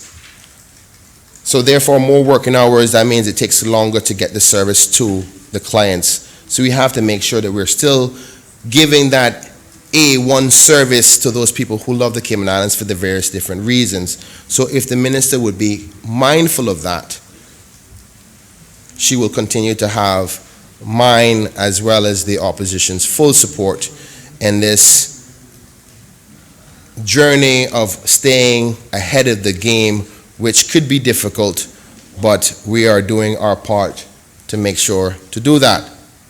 Now, Mr. Speaker, I want to support the minister in some comments that she said and reiterate, in my own opinion, about these concerns. You see, Mr. Speaker, financial services, in my eyes, are quite similar to that of education, because a policy may be decided on how we deal with education, but we all know that education, because of its delivery, we won't know the benefits of that policy position for some time, maybe 5-10 years down the road. And financial services decisions and changes to the legislation is quite similar. I don't think anybody in this honorable house can say today the decisions of the cabinet and directly through the minister in her decision to bring certain changes to the various forms of our legislative structure for financial services are right or wrong, because we don't know how the market is going to react to it. So we have to give the trust and the faith in the minister, in the ministry, and in their staff, that they are looking at the information directly, because I haven't seen what they've seen. I haven't spoken to the people they've spoken to, and trust them that they're going to do the right thing and that they have the best interests of the people at heart. So my only contribution, Mr. Speaker, would be to just highlight the things that I see, that I hear in the industry, based on doing my responsibility as a member of the opposition, to check with the stakeholders when these bills come to the Honorable House. And that's why I highlighted in my earlier contribution, Mr. Speaker, my concern about amendments coming last minute, because it doesn't give me the opportunity to do my fact-checking or feedback from the industry. But I understand, I must say that I suspect the minister is going to say, listen, there's nothing we can do about the last-minute amendments. It's industry that last-minute contacts the ministry and say, listen, we thought about it. This is still part of the bill. This clause may not work because X, Y, and Z. And the ministry and the minister does as much as it possibly can to take those things into consideration and at the last minute make the necessary changes. But it does put me in a difficult position in my role, in my responsibility to this honorable house, to be another refining process of the ultimate bill that we will offer to this country and to the world. So with that being said, Mr. Speaker, I want to give support to the minister and to this bill, and I guess I can say, knock on wood, and hope that the industry responds properly to the changes that we make and ask the Lord to give us guidance when we try to stay afloat and ahead of the game in respect to this foundation of an industry that we created over the years called financial services. So with that being said, I give the minister and the ministry and cabinet my full blessings, and may God be with them. Thank you, Mr. Speaker. Does any other member wish to speak? The member for Bodden Town West. Thank you, Mr. Speaker. One of the things in my last contribution, one of the reasons why I went back to the stock market crash of 1929 and then the Investment Advisory Act of 1940 in the United States is to highlight the difference between the length of time between the 1929 stock market crash and the time in which they found an actual solution from the lessons learned as a result of the crash. One of the things I didn't touch on, and maybe it would have been useful in my first contribution, is that one of the things that is driving the no regulation of the private equities market is that a lot of pensions are actually now invested in those entities. Now, in the past, those entities used to be reserved for rich people, high net worth individuals, who were basically using their own money to some extent, and they were seen as sophisticated investors that if they want to put their own money at risk, then that was up to them. The minute you start taking money from the public, we and every government around the world has a responsibility to protect the public from people who would basically take their hard work earnings.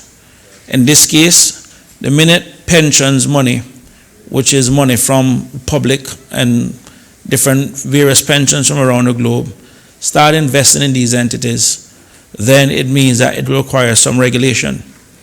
Mr. Speaker, if you decided tomorrow to open a company and take your pension and your salary and everything and every month lend it out, you would not need to be regulated by SEMA because you're taking your own money and you're doing what you want to do with it. And if you want to lend it out and risk it to people who may not pay you back, that is your prerogative. However, if you were to say to members in this House and other members in the public, please give me your money so I can lend it out, then there's a responsibility that we have to make sure that you're not doing something or anyone isn't doing something that they shouldn't be doing.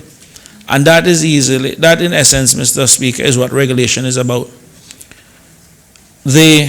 What we see here and what we're looking at today is probably the second to last step in the entire process coming from the 2008 financial crisis, in that once we have finalized the law, then there's a regulation to follow, and then naturally the implementation, everything has to go with it. And one of the reasons why these things take so long in terms of to finalize is the fact that we now live in a global environment. We saw what happened in the United States with the 2008 financial crisis, and now that's spread around the world. Just about every single entity now is interconnected. The days where many issues are standalone are over. And it's possible that one bank can go down and take another bank with it if that bank does happen to be having deposits in it. When you look at, Mr. Speaker, if you look at something as simple as Basel I that came about, it actually came about, or one of the reasons why it actually came about was because of time difference between European banks and American banks, where one regulator shut down a bank. One bank, because of time difference, didn't know any better, sent money up there and basically lost it. And these are the kind of things where it's after things happen, we put rules, we put regulations in place to deal with them. And we look at even Basel III and Pillar 2 that I spoke about earlier. Those are things that are coming as a result of the 2008 financial crisis. So it is a situation where it takes a lot of time in this global environment to get so many different parts moving together. So it is not easy, And I can tell you this morning, when I was even absent from the early part, I was still meeting with members of industry, discussing these very bills just to get their views. Because one of the things that makes the working environment so challenging, Mr. Speaker, is that this is the first time in human recorded history where we have 4 generations of people working in the workplace at the same time. We are engaging people who have been here at the birth of the financial services industry, who saw what happened and how we got where we got. Then we are also engaging people who are, I guess, the Johnny-come-lately, the fly-by-nights, to find out what their view is, and it is almost night and day. And our job as legislators is to sit down and sift through what it is that is for the greater good. I can tell you, Mr. Speaker, as I said before, the consensus, one thing that everybody had in common that I spoke to was something needed to be done. That was the universal theme. But the one thing that many or everyone didn't agree on was what to be done. What I can say ultimately as a representative of people, from speaking to different people, I literally went with what the majority feedback that I got. And that in a sense is democracy.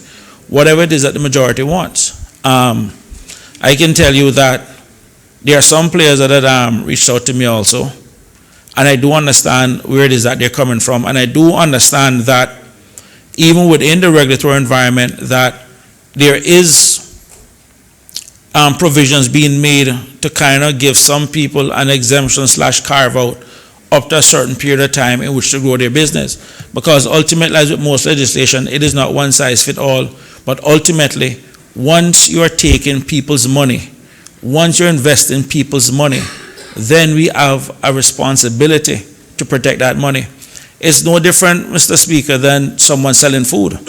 You know what I mean? The government gave a person a license to sell food, but the government also has a responsibility to go into that restaurant, check for the hygiene, check to make sure the food meets a certain quality, and that people aren't doing what we do. And that is what we call standards. So just as though we have standards in just about every single thing that engages the public, this is one of the things that we need to have standard with also.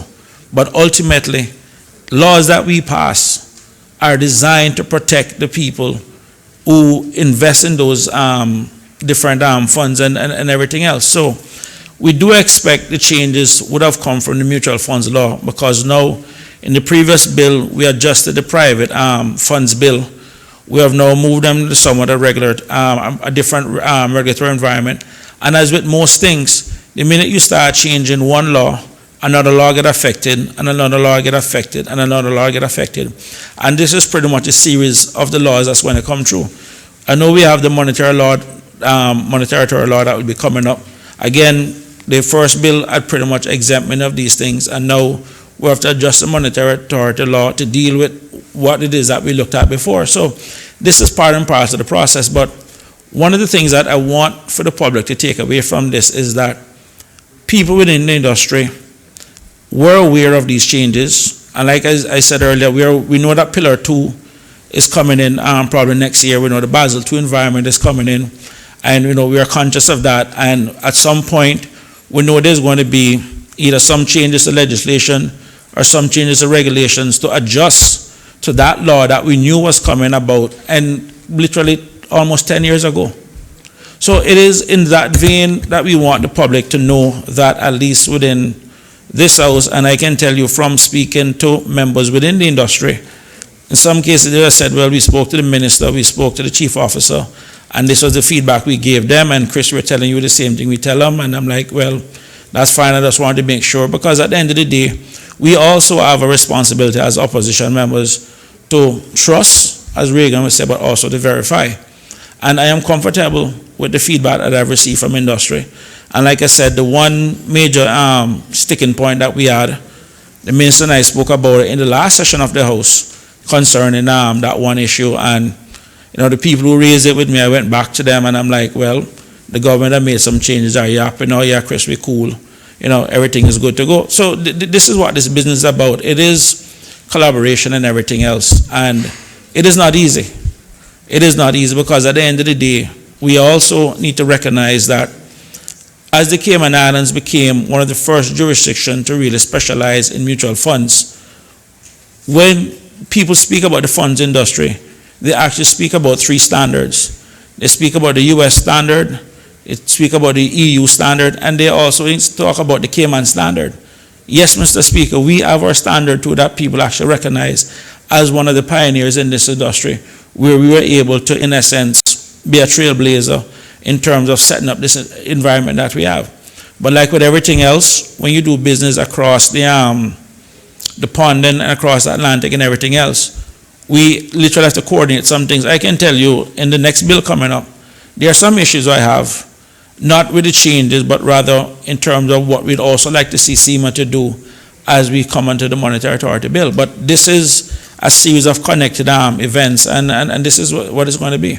But, you know, Mr. Speaker, it is not easy. And I'm not going to tell anyone it's not easy, because if you think you can get a bunch of lawyers, a bunch of accountants, a bunch of bankers, a bunch of fund administrators, a bunch of investment advisors, all in the same room and all on the same page, when all of them are rich and all of them have something to lose, it is a big challenge. And I just want to close, Mr. Speaker, with something that Machiavelli said over 500 years ago.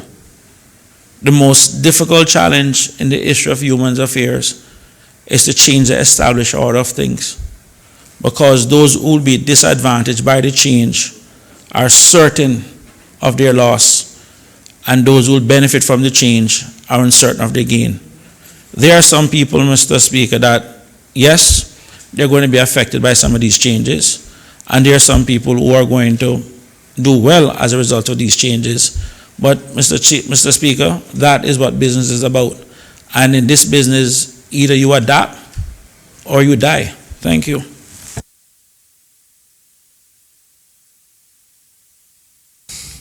Does any other member wish to speak? Does any other member wish to speak?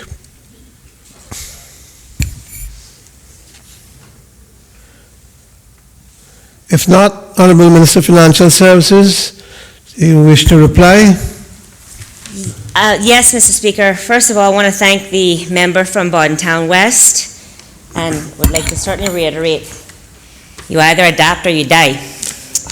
And certainly, we, as a jurisdiction, have proven our ability to not only adapt, but thrive in the face of such adaptation. And also want to thank him for doing his due diligence, as he has said in his contribution, with checking with various members of industry, various, as I alluded to, factions within industry and various sectors within industry about the bills that we are presenting today, especially the two. Well, I'll just limit the conversation to the two that we have just presented, and the fact that he is satisfied with the approach taken and the position that we as a government has come to. Honorable Minister, we have reached that hour, and I'll call on the Honorable Deputy Premier to move for the suspension. Thank you, Mr. Speaker. I move the suspension of Standing Order 10-2 in order the House can work past the hour of interruption. Question is that Standing Orders tend to be suspended in order to work after the hour of 4:30. All in favor? Those against? The ayes have it. Standing Order stands suspended. Honorable Minister. Yes, thank you, Mr. Speaker. As I was saying, want to again recognize that in his contribution, he has essentially, I think, answered a number of questions that the member from Georgetown Central may have posed, and I will get to those in a minute. But the fact is that we have taken a very deliberate and a very thoughtful and a very measured approach to developing this mutual funds bill, and certainly the previous private funds bill, as I outlined in that discussion. Mr. Speaker, none of these bills presented, or that will be presented here today, were outside or fell foul of the required 21-day constitutional public consultation period. So it is actually not accurate to claim the bills are rushed. The member from Georgetown Central had the same amount of time as, quite frankly, the member from Bordentown West to review and to process the bills and to get comfortable or not with the provisions in those bills.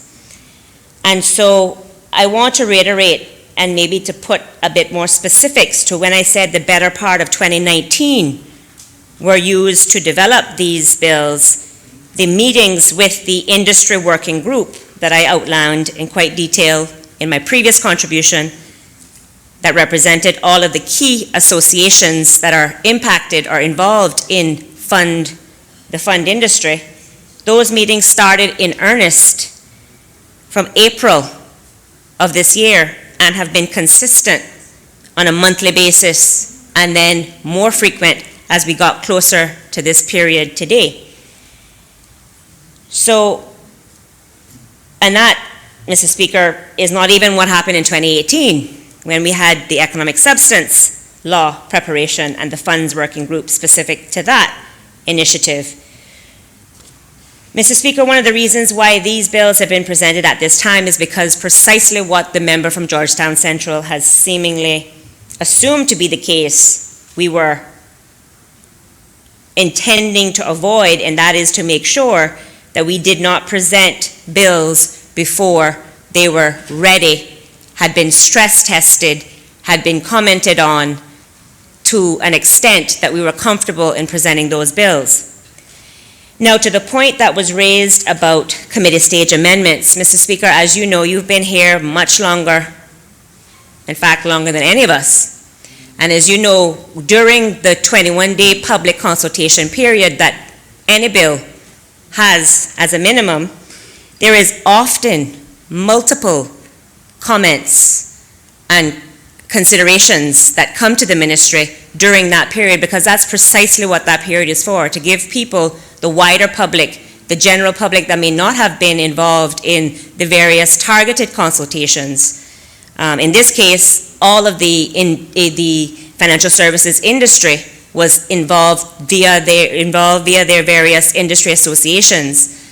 And certainly it's up to each member of of the industry to, if they want to be represented at the table, oftentimes it requires to get elected as the head of those associations. So certainly we consult with associations with the understanding that they would represent the interests of their members when it comes to those focused, targeted consultations. But as I said, more generally, we have multiple channels of consultation. That was just one of them. But to suffice it to say, the process was very engaging and very methodical. And so now that we've presented the bills, we are in as comfortable as we can be, because there is always a level of uncertainty that we live in. But based on our ability to harness and canvass and get the ideas and benefit from those in industry, we are comfortable as a government putting forward this bill, the mutual funds bill, and certainly the bill that we did previously. But we also expect, as we have received comments during the constitutionally allowed required period of 21 days for public consultation. So it is incumbent upon us as a government, as a ministry, to consider what those comments are. And in the event that those comments are constructive and that they are valid and that they really require either tweaks or amendments, then we will bring them forward as necessary. And just to put in context, Mr. Speaker, on some of the other bills, we had a meeting just yesterday, midday, that was a very useful and constructive meeting where we received comments really for the first time of this nature that caused us to have to make some suggested amendments that we will discuss during those bills when they're presented. But again, to put things in context, oftentimes we are under extreme time pressure, not of our own doing, not by design, certainly not looking to catch anybody out on the side of the opposition, but it is trying to be as responsive as possible to the many audiences that often seek and gain our attention. Mr. Speaker, the timelines to deal with the issue of the three, series of, I mentioned three, there's been at least two where we brought significant, there was in April of last year where there was a significant number of legislative changes to financial services bills, and again here today. The accusation was that, again, it just seems like it's all rushed. As I indicated in my opening statement to the last bill, we are under a one-year observation period. That is not of our own doing. We have to respond within the period of time that we're required to respond within. And if we decide not to do that, then we know there are consequences that would flow from that as well. So again, there's always the decisions that need to be taken, the considerations that need to be weighed, and in this instance, it is certainly aiming to meet the deadlines that have been set for us, along with making sure that we have as extensive consultation and input from industry practitioners who have the most to contribute at the early and ongoing stages with respect to the development of any of these bills. So, Mr. Speaker, I certainly take my responsibility very serious. I know the staff in the Ministry of Financial Services and the members of the working group that participated, that gave of their time willingly, took their responsibility serious. The government takes its responsibility serious in bringing these bills forward at this time. And we also recognize the point and the question that was raised about the support and staffing.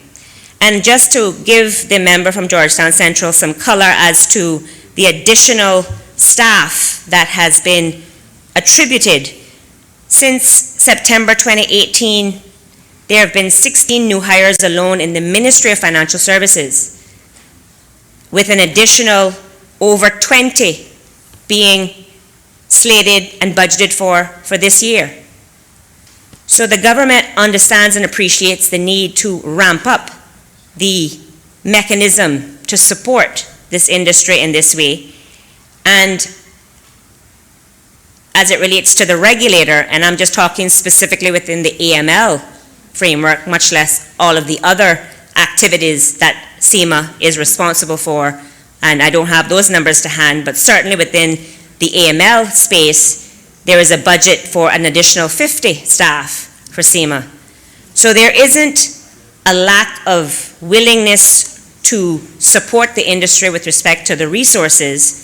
There's also innovations that are being looked into and are being developed as we speak, both from CIMA's perspective as well as General Registry's perspective, when it comes to providing more online services to provide efficiency and service delivery, addressing the point about the timeliness of responses. There's also a consideration of increasing the hours of operation to include possibly weekends and offer weekend or small business support. So the various financial services departments and regulator are aware of the increasing demands and are looking at ways in which to address that in the most efficient manner. The other point that was raised, and I think there might have been a bit confusion or blurring of the lines by the member from Georgetown Central, is the issue about service providers feeling overwhelmed in their ability to provide service. Now, the service providers are by and large private sector. But if that is his experience and if that is what he has heard from service providers, that again underscores how these challenges that are faced by public sector, not just public sector, these are private sector challenges as well, because of the fact that there are so many changes and the dynamic nature of this industry. They too are having to ramp up on their resources to be able to deliver the service that is now required in this global industry. Cayman doesn't happen and doesn't operate in a vacuum or a bubble. And for us to think that we can continue to do things the way we did things and to continue to be as we've done, then I'm afraid that's a truly mistaken perception of how the world will be. And I would just like to end by, again, quoting my friend from Bordentown West, you either adapt or you die. Thank you, Mr. Speaker.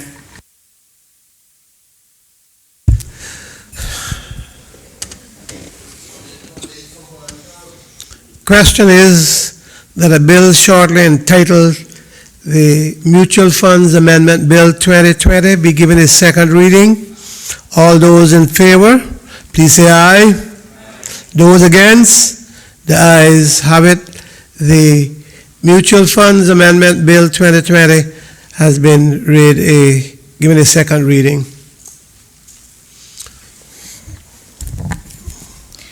The Monetary Authority Amendment Bill 2020, second Honorable reading. Minister of Financial Services.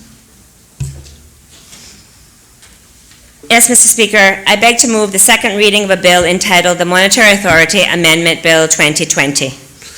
The bill has been duly moved. Honorable Minister.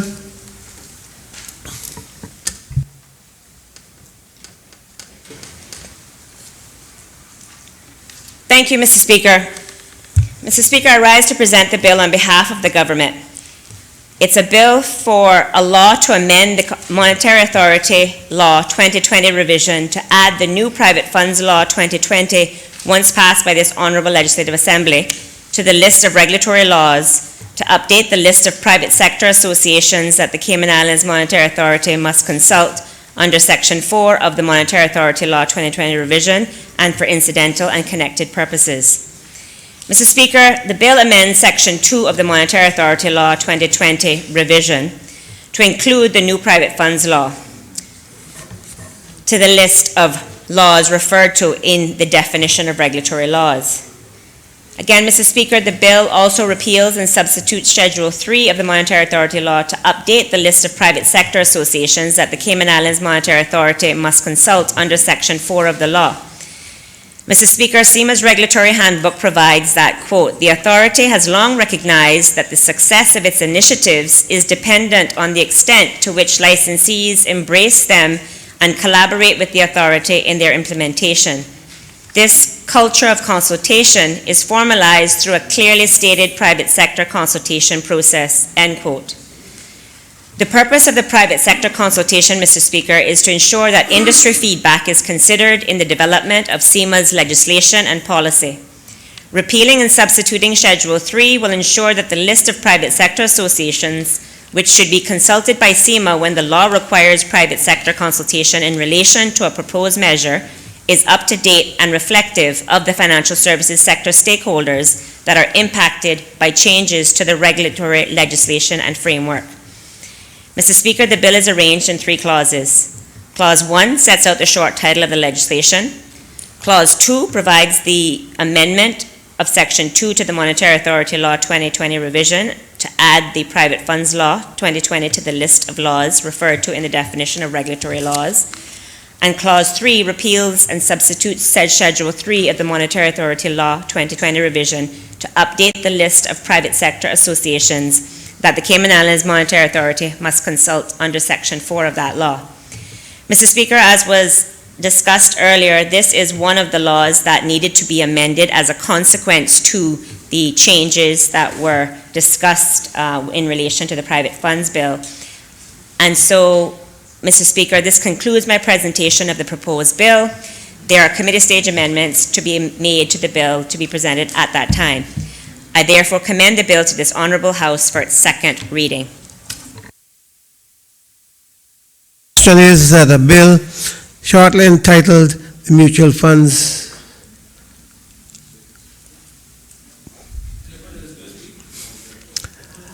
I guess I was tempted.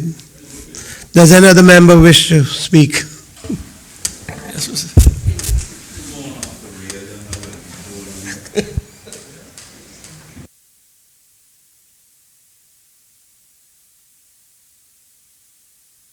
for Bordentown West. Thank you, Mr. Speaker. Mr. Speaker, as I said in my last contribution, many of these bills are connected, so we do expect some changes to other laws as we move. But I just want to make one observation, Mr. Speaker, and I chose this bill because it actually deals with SEMA. We make a lot of changes, amendments, pass legislation in this honorable house, Mr. Speaker, to bring a lot of business to these islands, to our islands. But at the end of the day, Mr. Speaker, don't care how well we do, in some cases, it makes no use to bring business here if the businesses can't have a bank account. Some of the requirements, Mr. Speaker, that these banks are asking for some people, and even within the private fund space, in terms of people obtaining a bank account, it is a challenge. And I do recognize that every bank at the end of the day have a right to decide who their own clients are. We can't force them who to take or who they shouldn't take. But what I would like, Mr. Speaker, and I'm going to say it because I know the government can't say it, but I'm going to say it, is that we look at what it is that we can do to start attracting more banks from either the US or Europe. Because right now we have a banking industry that is dominated by the Canadian banks, and they have a complete different culture that sometimes is not aligned with our own culture. And I think at the end of the day, we need to start looking at what we can do to start attracting more banks. But for some entities, opening a bank account in the Cayman Islands is a challenge. And all of this will be for naught if at the end of the day the people can't bring their business here. So I just want to say to the Honorable Minister and our government that whatever it is that we can do to encourage more banks to come here, whatever it is it takes to encourage them, if it means waiving fees or whatever, I think this is something that we need to seriously look at. But again, we recognize that the banks are a stakeholder in this business, but to some extent, this is one area that we just can't afford to, I guess, get overly complicated. Now, in some cases, from speaking to some banks, they blame SEMA requirement, but I can tell you that that is not the case. So whatever it is that's going to take for us to get more business or more banks here, let's see what it is that we can do. Thank you. Does any other member wish to speak? Does any other member wish to speak? If not, Honorable Minister of Financial Services. Thank you, Mr. Speaker. Also want to thank the member from Bordentown West for his remarks and also for everyone's tacit support of the bill. The only thing to say, Mr. Speaker, to that is, obviously, we have, SEMA has the regulatory standards for banks, and I certainly don't need to go into what those details are. I'm sure the member from Bordentown West probably has a more detailed grasp of that than even I do in this regard. So it's a question really, I think, of the market forces, but certainly I've heard the concern and the consideration, and at this stage I will have a discussion with my team to see if there's any way that we can somehow address that. Obviously, as I said, we have standards and we are enhancing our standards now, so it's not a question about amending those in any way to try to attract business. So, but certainly looking at some of the, either if it's just historic or otherwise reasons why we don't have a strong banking presence outside of the Canadian banks is an interesting question. We do know banks all the world over is consolidating, so that's another real consideration, of course, that we need to be mindful of in terms of the industry. But I certainly, I take the suggestion, and I'm happy to have a discussion with the member in more detail, at a separate time to kind of get his views in this regard as well. So again, thanking everyone for their tacit support, and I commend the bill to second reading. Question is that the Mutual Funds Amendment Bill 2020 be given a second reading. All those in favor, please say aye. Those against, the ayes have it. The Mutual Funds Amendment Bill has been given a second reading. Companies Amendment Bill 2020.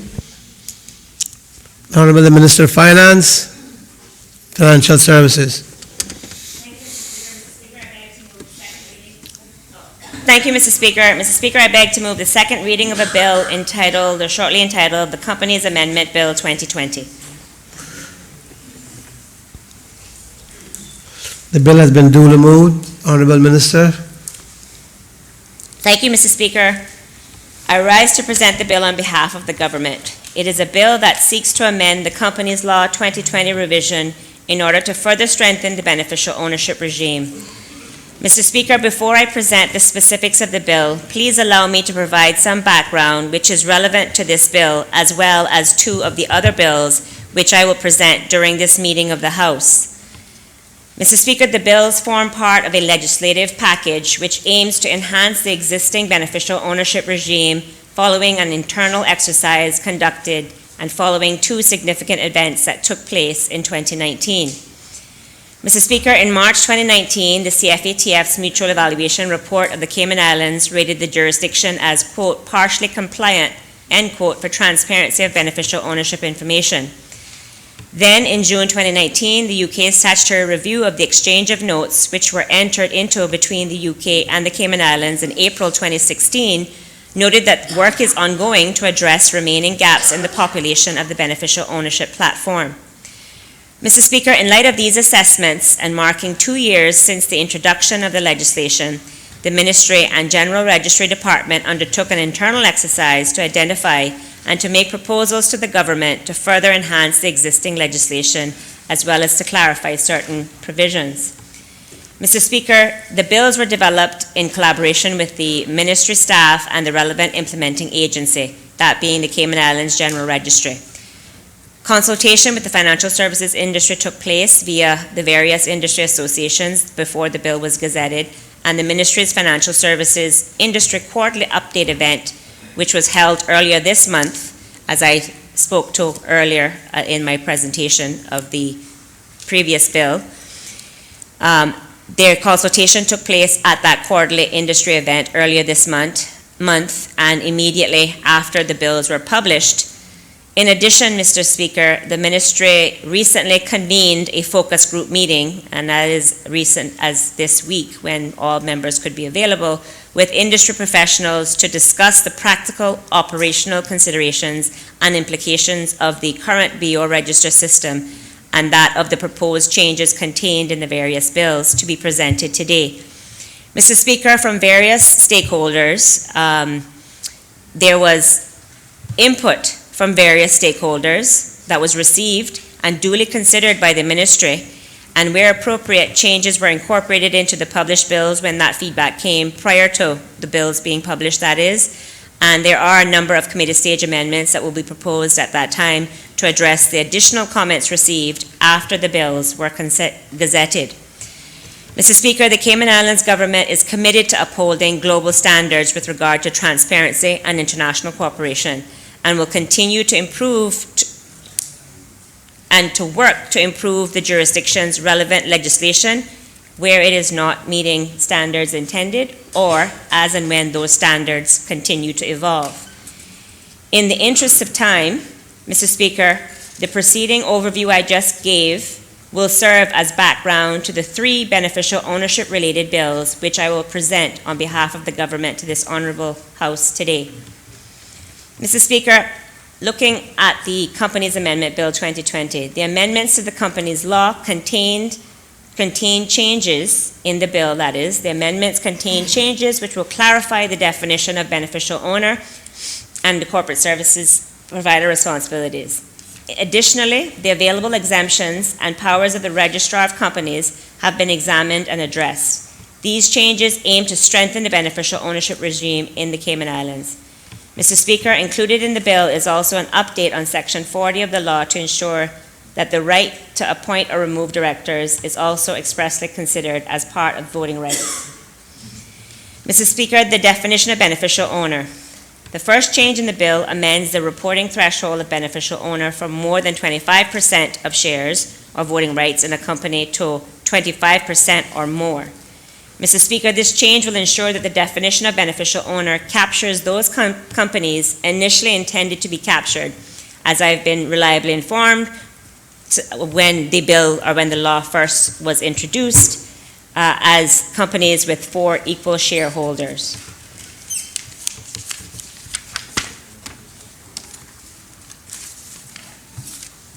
Mr. Speaker, the bill also provides clarity to the language used in the original law when it comes to the role of the corporate service provider.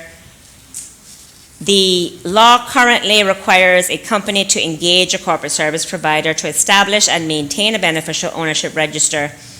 This was being interpreted as requiring a separate engagement outside of the services being provided by the corporate service provider as registered office. Mr. Speaker, the amendments proposed in the bill seek to address the apparent confusion as to the role and accountability and responsibility of the corporate service provider when it comes to beneficial ownership responsibilities to be carried out on behalf of the company. Mr. Speaker, this bill has changed the language of these sections to expressly obligate the corporate service provider engaged by a company for the provision of registered office services to keep the beneficial ownership register of the company. As I have been reliably informed, Mr. Speaker, this is in line with what was intended to be the interpretation of the existing law. Mr. Speaker, it should be noted that under the anti-money laundering regulations, a corporate service provider is already obligated to identify and take reasonable measures to verify the identity of a beneficial owner. Mr. Speaker, to address concerns raised by the CFATF with the verification of beneficial ownership information, the bill provides the registrar of companies with new powers of verification and to request additional information where required. Mr. Speaker, the draft bill was sent out to all financial services industry associations for industry consultation during the period of October 21st to November 4th, 2019. A number of comments were received from industry at that time, and the government subsequently made revisions to the draft bill in response to the feedback received prior to the bill being gazetted. As I indicated previously, the ministry conducted further consultations with industry after the bill was gazetted during the 21-day constitutional period for consultation. Further comments have been received, and amendments will be presented at committee stage as appropriate. Mr. Speaker, the bill is arranged into 17 clauses. Clause 1 contains the short title and commencement provision. Clause 2 amends Section 2 of the law to include definitions of the Cayman Islands Stock Exchange and Cayman Islands Exempted Limited Partnership. Clause 3 updates Section 40 of the Companies Law to ensure that the right to appoint or remove directors is included as part of the definition of voting. Clause 4 amends Section 244 to reflect in the definition of beneficial ownership register that it is a register of adequate, accurate, and current beneficial ownership information. Clause 5 amends, among other things, the definition of subsidiary with Section 245(3)(a) has been amended from an entity holding in excess of 75% of the shares or voting rights in a company to an entity holding 75% or more. This is in line with the change to the definition of beneficial owner. Clause 6, as I said, Mr. Speaker, has a committee stage amendment. Clause 7 is amending the requirement to have, quote, more than 25%, end quote, to be 25% or more. Mr. Speaker, clauses 8, 9, and 10 will also have committee stage amendments. Clause 11 amends Section 252 of the Companies Law to reflect the intentions of the original law by obligating a corporate service provider engaged by an exempted company, an ordinary non-resident company, or a company registered to carry on a special economic zone business in a special economic zone under the Special Economic Zone Law 2017 revision for the provision of registered office services to keep the beneficial ownership register of the company. For ordinary resident companies that fail to engage for the ordinary resident companies that choose not to engage the registrar of companies to assist them with establishing and maintaining the beneficial ownership register, a corporate service provider engaged by the company is obligated to keep the beneficial ownership register for such ordinary resident company as well. Mr. Speaker, Clause 12 has a committee stage amendment. Clause 13 amends Section 262 to remove Section 2 to allow employees of the Registrar of Companies to undertake searches of the beneficial ownership information following a formal request by a senior official. The new subsection 3A has been added to allow the Registrar of Companies to execute a search of the beneficial ownership register for the purpose of verifying the accuracy of the information provided by the company. Clause 14 has a committee stage amendment.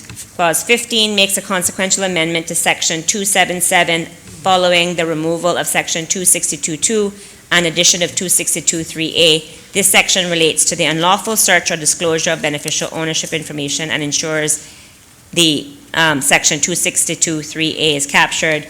Clause 16 inserts the new Section 279a, which provides the Registrar of Companies powers to request additional information from a company or corporate service provider for the purposes of carrying out its function. And should the company or corporate service provider default in carrying out the request, there are penalties associated. Clause 7, again, there is a committee stage amendment that will be discussed or proposed then. Mr. Speaker, this concludes my presentation of the bill. I would like to thank once again the staff of the ministry, the staff of the General Registry, the legislative drafting staff, and the various industry representatives who participated in the focus group, by submitting comments during the public consultation period, as well as having the other feedback sent to the ministry with respect to this bill. I therefore commend this bill, Mr. Speaker, to this Honourable House for its second reading. Does any other member wish to speak? The member for Bodden Town West. Thank you, Mr. Speaker. I'll just be very brief, except to, on behalf of my colleagues on the official opposition, just to offer the government our support on these changes. As we said before, these are ever-evolving changes, and I suspect come next year, well, later this year or next year again, there may be more changes. So it is part and parcel of the industry that we're in, and like I said, we just have to keep up with the speed of business. Thank you. Does any other member wish to speak? Does any other member wish to speak? If not, Honourable Minister. Thank you, Mr. Speaker. I want to thank the member from Bodden Town West. Hate to say that he may be a bit of a prophet, but as these things go, Mr. Speaker, we may need to bring additional changes at some point to be able to deal with the ever-changing landscape, but certainly appreciate the support of the opposition, as was expressed on behalf of the member from Bodden Town West, and also to thank my colleagues in the government bench for tacit support. The question is that a bill shortly entitled the Monetary Authority Amendment Bill 2020 be given a second reading. All those in favor, please say aye. Those against, the ayes have it. The Monetary Authority Amendment Bill 2020 has been given a second reading. Is it? You mean I'm behind and you all are ahead?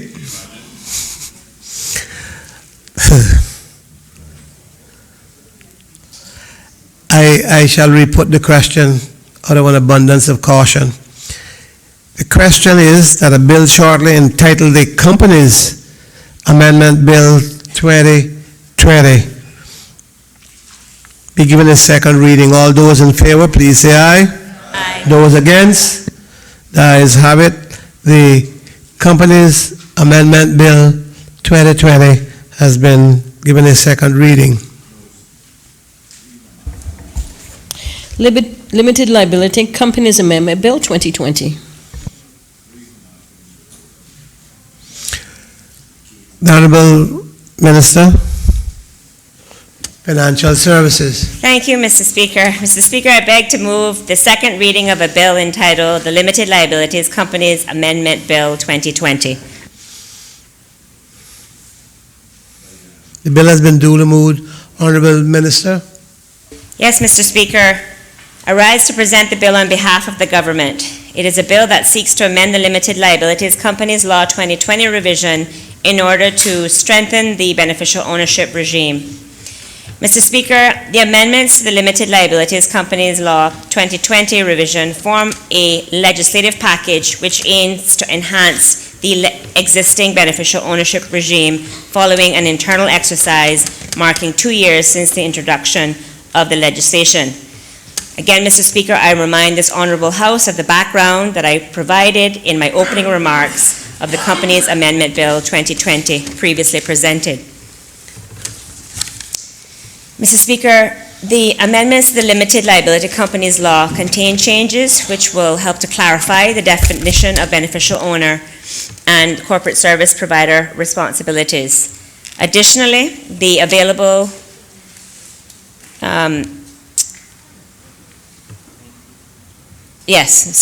it strengthens the definition and the responsibility of, or outlines those responsibilities.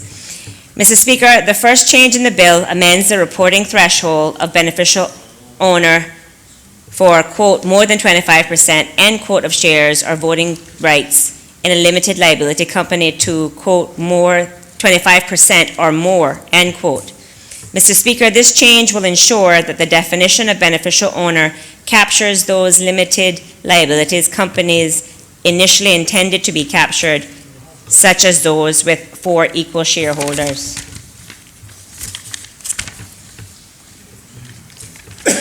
Mr. Speaker, the bill provides clarity to the language used in the original law. Mr. Speaker, the law currently requires a limited liability company to engage a corporate service provider to establish and maintain a beneficial ownership register. But again, this was being interpreted by some as requiring a separate engagement outside of other services being provided by the corporate service provider. Mr. Speaker, the amendment proposed in the bill seeks to address the apparent confusion as to the role and responsibility and accountability of a corporate service provider when it comes to beneficial ownership information responsibilities to be carried out on behalf of a company. Mr. Speaker, the bill has changed the language of these sections to expressly oblige a corporate service provider engaged by a limited liability company for the provision of registered office services to keep the beneficial ownership register of the limited liability company. As I have been reliably informed, Mr. Speaker, this is in line with what was the intended interpretation of the existing law.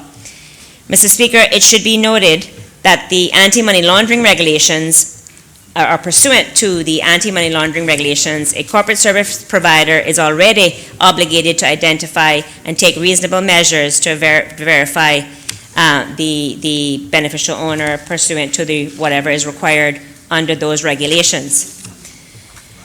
Mr. Speaker, to address concerns raised by the CFATF with the verification of beneficial ownership information, the bill provides the registrar with new powers of verification and to request additional information where required.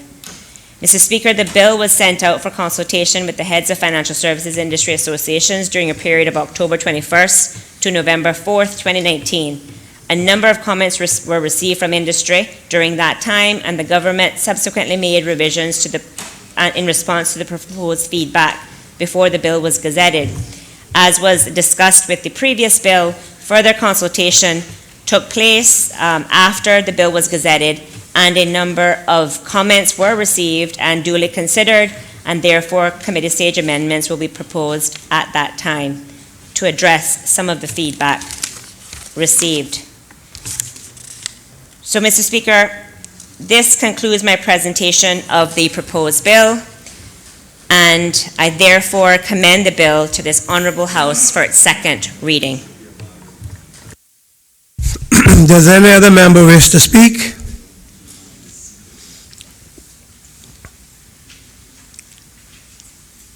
Does any other member wish to speak? The member for Bordentown West. Thank you, Mr. Speaker. Just want to rise to give the support on behalf of the official opposition. As we said before, that once you start making some of these changes to some of these legislation, naturally others will come along, and this is I know this one and the one to follow is also as a result of the beneficial ownership changes. And again, like we said, this is still evolving, and as things become more concrete, then I guess we'll continue to see changes in that regard. Thank you. Other member wish to speak? If not, Honorable Minister, care to reply? Thank you, Mr. Speaker. I just want to thank the honourable member for his support on behalf of the opposition, and his comments again reiterating that this is a very dynamic and fluid and ever-changing industry, and appreciate the fact that the opposition takes the time to do their own diligence, as we've heard in the other contributions, and so their support is given under that understanding as well. Also want to thank and appreciate the tacit support of the members of the government with respect to this bill as well. Question is that a bill shortly entitled the Limited Liability Companies Amendment Bill 2020 be given a second reading. All those in favor, please say aye. Aye. Those against? The ayes have it. The Limited Liability Companies Amendment Bill 2020 has been given its second reading. Limited Liability Partnership Amendment Bill 2020. Honorable Minister of Financial Services. Thank you, Mr. Speaker. Mr. Speaker, I beg to move the second reading of a bill entitled, or shortly entitled, the Limited Liability Partnership Amendment Bill 2020. The bill has been duly moved. Honorable Minister. Mr. Speaker, I rise to present the bill on behalf of the government. It is a bill that seeks to amend the Limited Liability Partnership Law 2017 in order to enhance the beneficial ownership regime. And as I said, this is a third in the suite of beneficial ownership related bills to be presented today. Mr. Speaker, there is a need to amend the Limited Liability Partnership Law to address, as I said, and enhance the existing regime to be in line with the other enhancements that we have just discussed, and the background that was provided during the discussion of the Companies Amendment Bill 2020 serves as the background for this bill as well. Mr. Speaker, the amendments to the Limited Liability Partnership Law contain changes which will clarify the definition of beneficial owner and corporate service provider responsibilities. Mr. Speaker, the bill also has an insertion of Section 21A to require a limited liability partnership that carries on business in the islands to comply with any applicable licensing requirement. Additionally, there is also an update to allow the registrar to collect a fee for the changes in the particulars of a limited liability partnership and amendments to fee provisions of 31 and 39 to refer to the prescribed fees and regulations by Cabinet rather than specified amounts. The first change in the bill amends the reporting threshold of beneficial owner from more than 25% of shares or voting rights in a limited liability partnership to 25% or more. Mr. Speaker, this change will ensure that the definition of beneficial owner captures those limited liability partnerships initially intended to be captured, such as those with 4 equal shareholders. Mr. Speaker, the bill provides clarity to the language used in the original law. The law required a limited liability partnership to engage a corporate service provider to establish and maintain a beneficial ownership register. But again, this, Mr. Speaker, was being interpreted as requiring a separate engagement as being provided outside of the services that they would provide otherwise as corporate service provider and registered office. So to deal with this confusion and accountability, the bill has been changed to expressly oblige the corporate service provider engaged by the limited liability partnership for the provision of registered office services to keep the beneficial ownership register of the limited liability partnership. This is in line, Mr. Speaker, with what was intended to be the interpretation of the existing law. Additionally, Mr. Speaker, under the anti-money laundering regulations, a corporate service provider is already obligated to take reasonable steps to identify and verify the identity of the beneficial owner. Mr. Speaker, to address concerns by the CFATF of the verification of beneficial ownership information, the bill provides for the registrar to have new powers of verification and to request additional information where required. Again, Mr. Speaker, the bill was sent for consultation with the heads of financial services industry associations from October 21st, 2019 to November 4th, 2019, and a number of comments were received from their members and from industry, and the government subsequently made revisions in response to the feedback received. There has also been additional consultation which has taken place after the bills were gazetted, and therefore there are committee stage amendments which will reflect some of the constructive feedback that we received up until, as I said, most recently this week. Again, Mr. Speaker, this concludes my presentation of the proposed bill, and I'd like to thank the staff of the Ministry of Financial Services and the General Registry, as well as the members of the legislative drafting team for pulling this bill together in such a fashion. And I also would like to commend the members, or to commend this bill to this Honourable House for its second reading.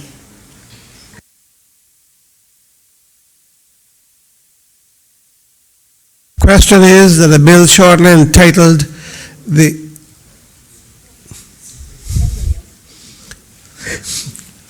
all right. The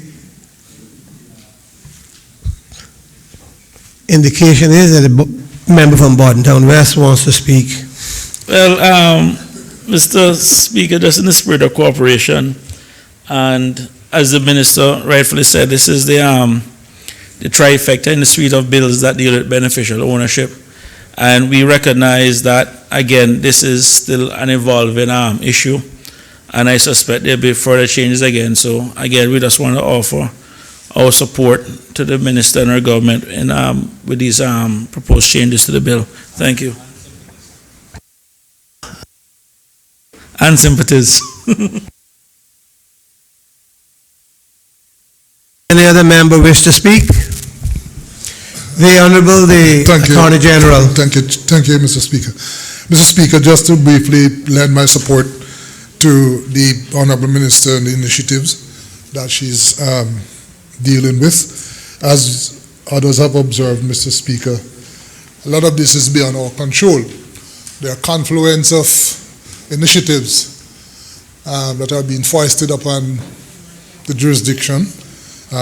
Certainly not just the Cayman Islands, but other jurisdictions as well. And we are expected, indeed required, to react to these.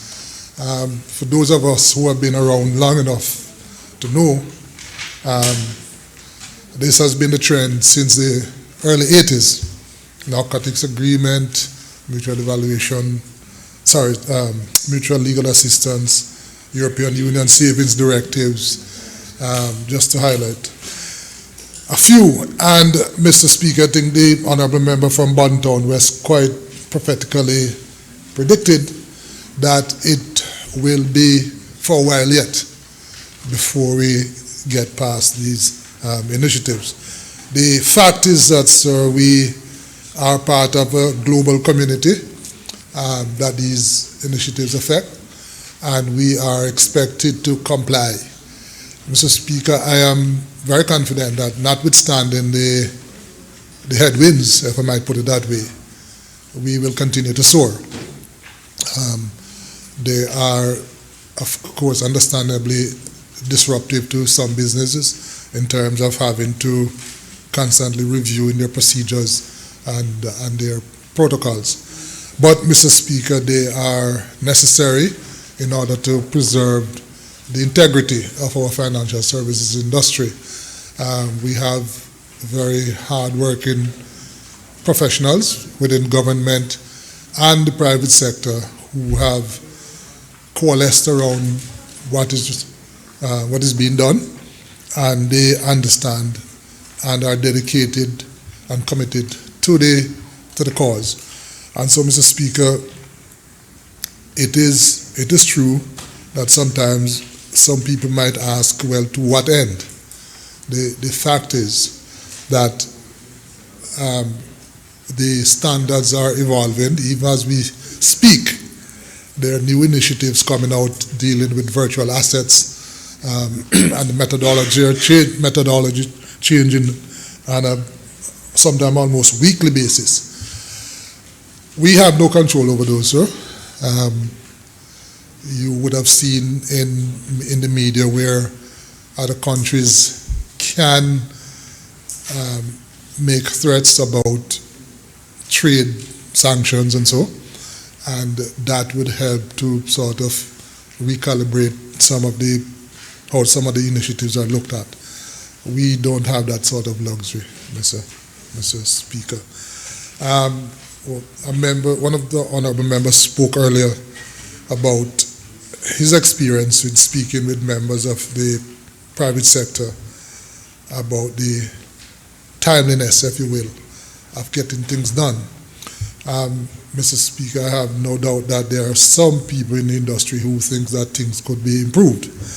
But this is all relative. My experience has certainly been to the contrary. I was on a roadshow just 2 weeks ago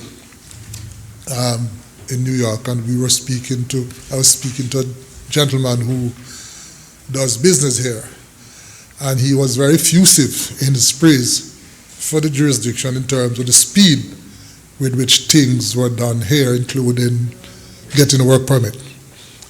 He mentioned 2 other jurisdictions were our competitors, and he was less than complimentary in terms of the speed or lack thereof with which things could be accomplished.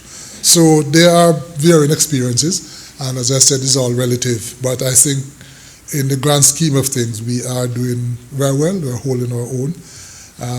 These are things that we will have to continue to grapple with, but it will, at the end of the day, ensure that our financial service industry is far more resilient and attractive to those who want to do legitimate business in and through and from these islands. I thank you, Mr. Speaker. Does any other member wish to speak? Does any other member wish to speak? If not, Honorable Minister, you care to reply? Yes, Mr. Speaker, just again to thank the member from Bontown West for responding on behalf of the opposition, and thanks for their support.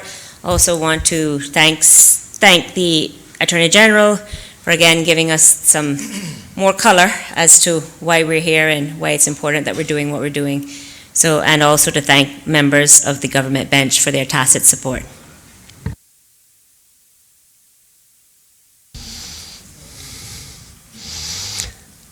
Question is that a bill shortly entitled the Limited Liability Partnership Amendment Bill 2020 be given a second reading.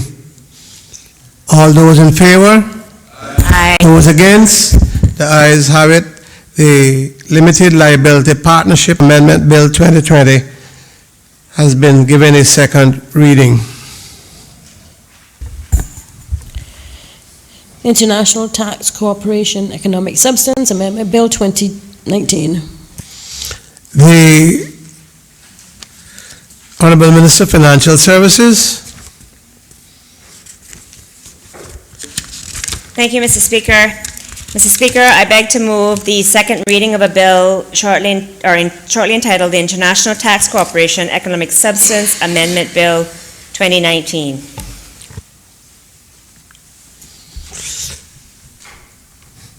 The bill has been duly moved. Honorable Minister.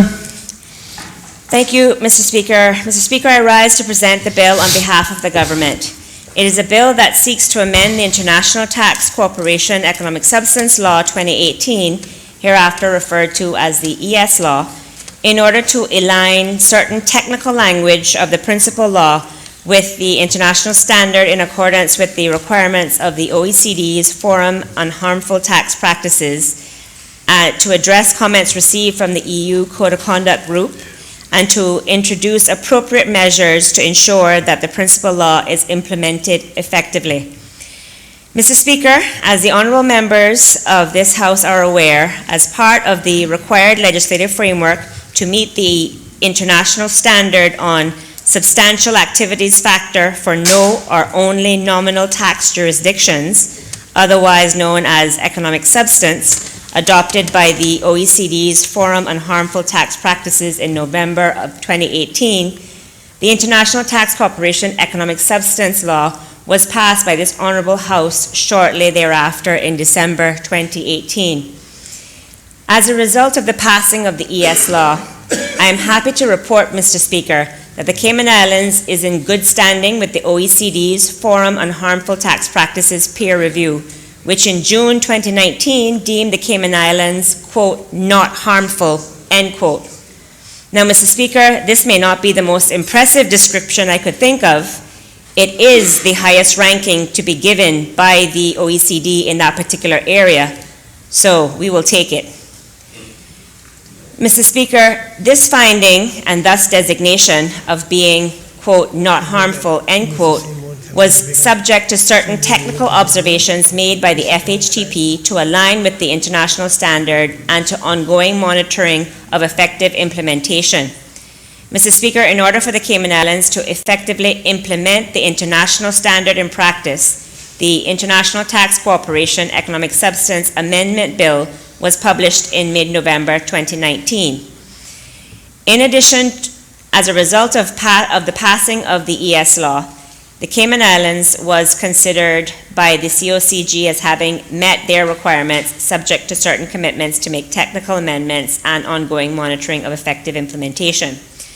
Mr. Speaker, similar legislation has been introduced and similar outcomes obtained in other, quote, no or only nominal tax, quote, jurisdictions, including all the UK Crown dependencies and overseas territories. Mr. Speaker, the process of both the FHTP and the COCG are ongoing, and the Ministry and the DITC team has been in continued and positive dialogue with the relevant officials to ensure that our ES legislative framework is not only fully aligned with the international standard, but that consistent treatment is accorded to all no or only nominal tax jurisdictions in order to maintain a level playing field and minimize the risk of jurisdictional arbitrage. Mr. Speaker, because of the importance of this matter, the Ministry has consulted on the bill in order to solicit feedback from local industry stakeholders who provided their comments. Therefore, Mr. Speaker, some amendments to the bill have been prepared to address some constructive feedback received on the bill during the industry consultation that took place in December of last year, and these will be presented during committee stage. Mr. Speaker, as stated in the Memorandum of Objects and Reasons of the bill, this bill seeks to make changes to the economic substance notification requirements and the provision and sharing of information. These changes are necessary as an essential part of the standard requires that a transparent mechanism is in place to ensure compliance. Mr. Speaker, the bill is arranged in 7 clauses. Clause 1 provides for the short title of the legislation. Clause 2 amends Section 4 of the Principal Law to delete the words Cayman Islands in relation to core income generating activity for consistency with the international standard as applied across all no or only nominal tax jurisdictions. Clause 3 amends Section 5 of the Principal Law as it relates to the issuance of guidance on the Tax Information Authority. Clause 4 of the bill amends Section 7 of the Principal Law to change the notification provision to require all entities to notify the Tax Information Authority rather than limiting notification to relevant entities. Mr. Speaker, the updated section outlines the information required to be filed by an entity on the notification as well as confirming the definition of the term entity. Clause 5 amends Section 10 of the Principal Law to give the competent authority the power to share information with foreign counterpart competent authorities as required by the international standard in accordance with the relevant information sharing provisions in the international agreements and arrangements following the requisite protocols between the Cayman Islands and other jurisdictions. Clause 6 of the bill proposed to insert a new Section 13A in the principal law to introduce a provision to deter the use of arrangements which have the purpose of avoiding obligations under the law. And again, Mr. Speaker, following consultation and further technical consideration of this provision, the clause will be subject to a proposed committee stage amendment. Clause 7 of the bill amends the schedule of the principal law to make consequential changes to certain definitions in light of the amendments made in the principal law by this bill. Mr. Speaker, as a jurisdiction that prides itself on being at the forefront of engagement on international regulatory initiatives and standards, we consider our cooperation with global regulatory bodies such as the OECD's Forum on Harmful Tax Practices to be an important pillar of our responsibility and our success as a leading international financial center. These amendments to the International Tax Cooperation Economic Substance Law are in furtherance of the goal of the Cayman Islands to maintain alignment with international standards and to have the necessary mechanisms in place to ensure that those standards are effectively implemented in a manner which can withstand the scrutiny of international monitoring and peer review. Mr. Speaker, the purpose of making these proposed legislative changes, once finalized, is to promote the continued success and viability of the Cayman Islands financial services, and thus the continued strength of the economy. Mr. Speaker, this concludes my presentation of the proposed bill. In closing, I'd like to thank the staff of the Ministry of Financial Services, and in particular, members of the Department of International Tax Cooperation team, relevant members of the financial services industry who submitted comments on the bill, and the Legislative Drafting Department for their efforts and input with respect to the preparation of the bill and amendments accordingly. I therefore commend the International Tax Cooperation Economic Substance Amendment Bill 2019 to the honorable members and to this House for its second reading.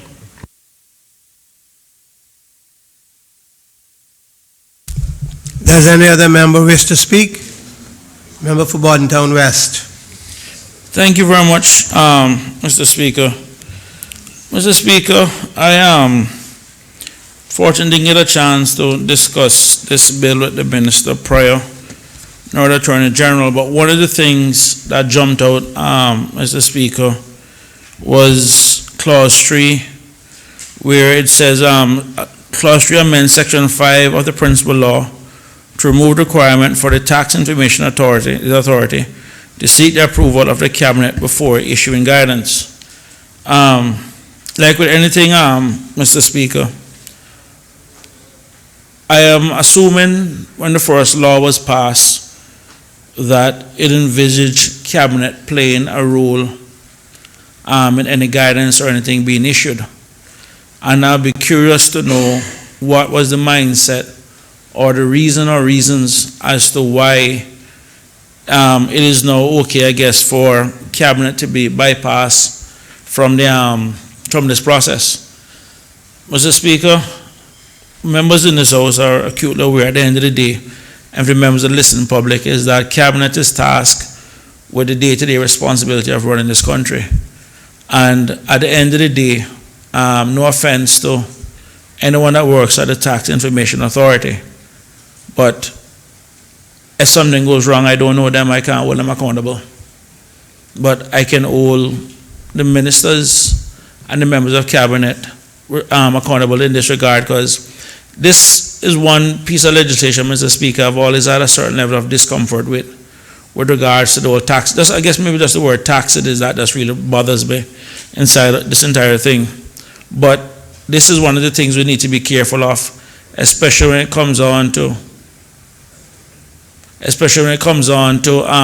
people's business, because ultimately this is what this authority deals with in terms of sharing a lot of this information externally.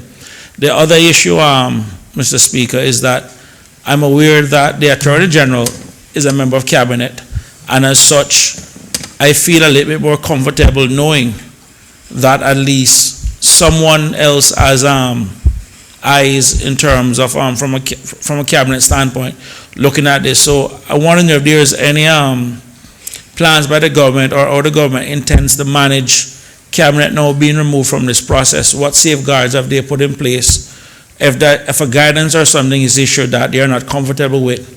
But I am not too keen in terms of us allowing an entity to run off and just basically put guidance like this in place, especially when it comes down to international tax matters. So I'm hoping that either the Honorable Minister or the Honorable Attorney General can at least explain to us from a governance standpoint what it is or what steps will be taken to put in place to ensure that Cabinet have some level of oversight, and ultimately we in this House, I think under Section 44.3 of the Constitution, where our ability to question Cabinet and everything else, I need to make sure that the members are in a position to answer questions for something that's directly under their control. But I am really uncomfortable, Mr. Speaker, with with that section. I just need to get some level of comfort with that.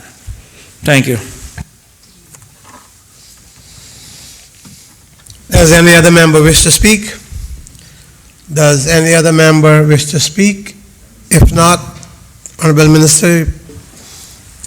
Thank you, Mr. Speaker, and want to thank the member from Bodtown West for his contribution and his question. And Mr. Speaker, the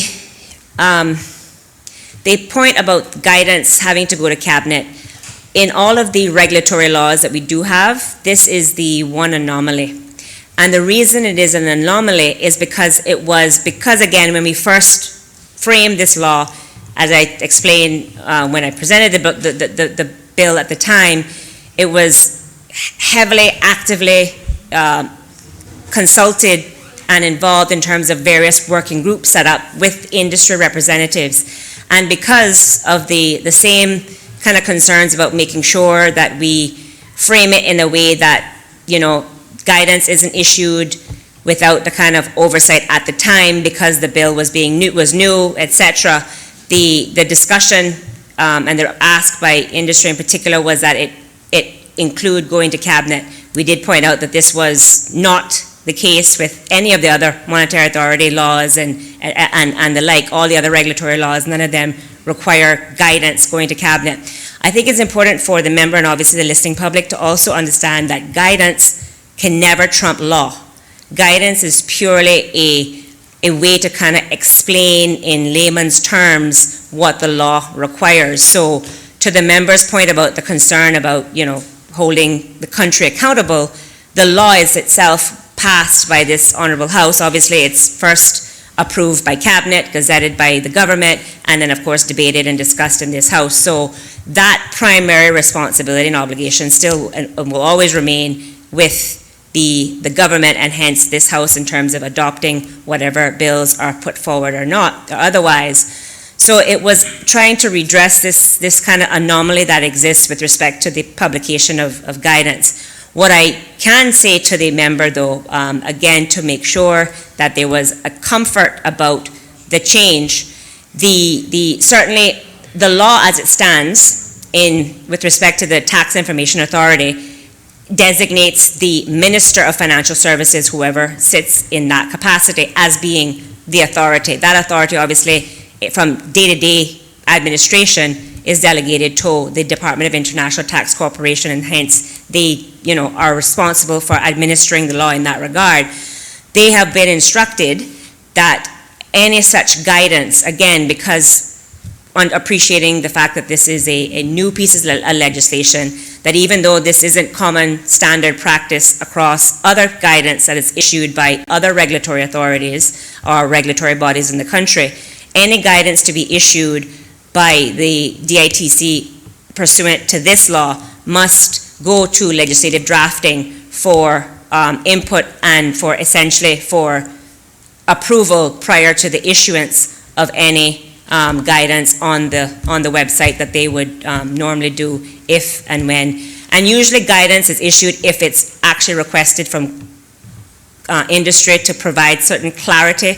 But again, the guidance never trumps law. The primary legislation is the law, and then the secondary legislation, be it regulations and otherwise, falls from that. Guidance is just one step further removed to kind of put things in layman's terms, to be exact. So I hope that provides the member with the level of comfort he's looking for and an explanation as to why that particular provision was being suggested as to be amended to bring it in line with what exists now with regards to the other regulatory laws that the country has had and continues to have for many years.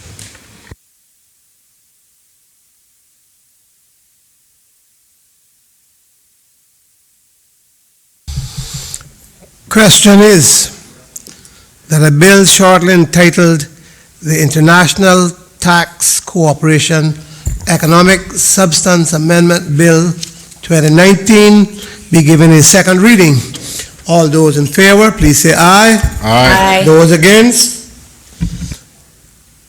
The ayes have it. The International Tax Cooperation Economic Substance Amendment Bill 2019 has been given a second reading. Health Practice Amendment and Validation Bill 2020. The Honorable the Minister of Health.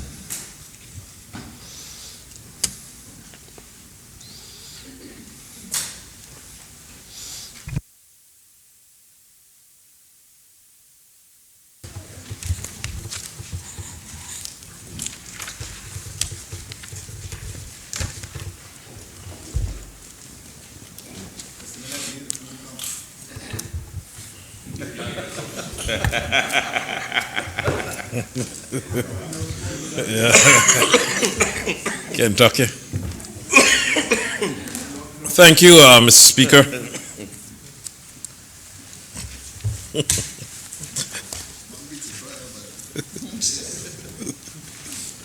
Worth a shot.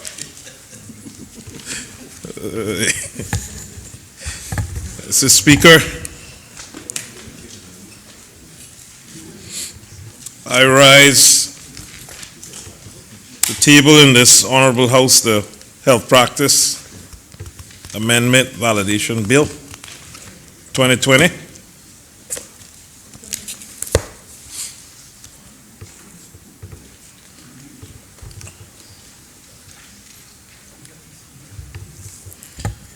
Mr. Speaker, since the original law was enacted in 2002, the various health practice councils, the Health Practice Commission, and other stakeholders have made representation to the ministry regarding proposed amendments to update the legislation.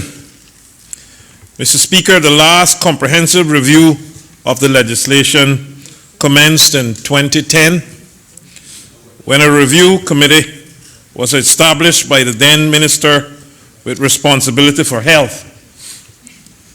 At that time, the review committee included representatives from the Health Practice Commission, the Health Practice Councils, the Department of Health Regulatory Services, the Health Services Authority, and the ministry staff.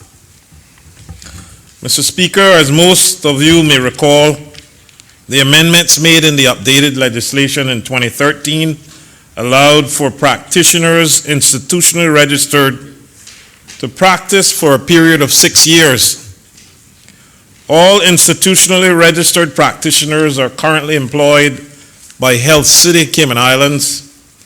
However, Mr. Speaker, in May 2019, it was brought to the attention of my ministry that several registered practitioners, institutionally registered, were no longer able to practice as the practitioner's registration certificate and practicing license had expired, although they had not reached their 6-year registration term limit. Mr. Speaker, while it was the policy of the ministry to have a clearly defined registration and licensing 6-year term limit for the institutionally registered practitioners employed by Health City, due to the health practice regulation requiring the expiry of licenses on the birth date of the practitioner, certain institutionally registered practitioners' practicing license expired in advance of the full 6-year registration term limit contemplated in the law.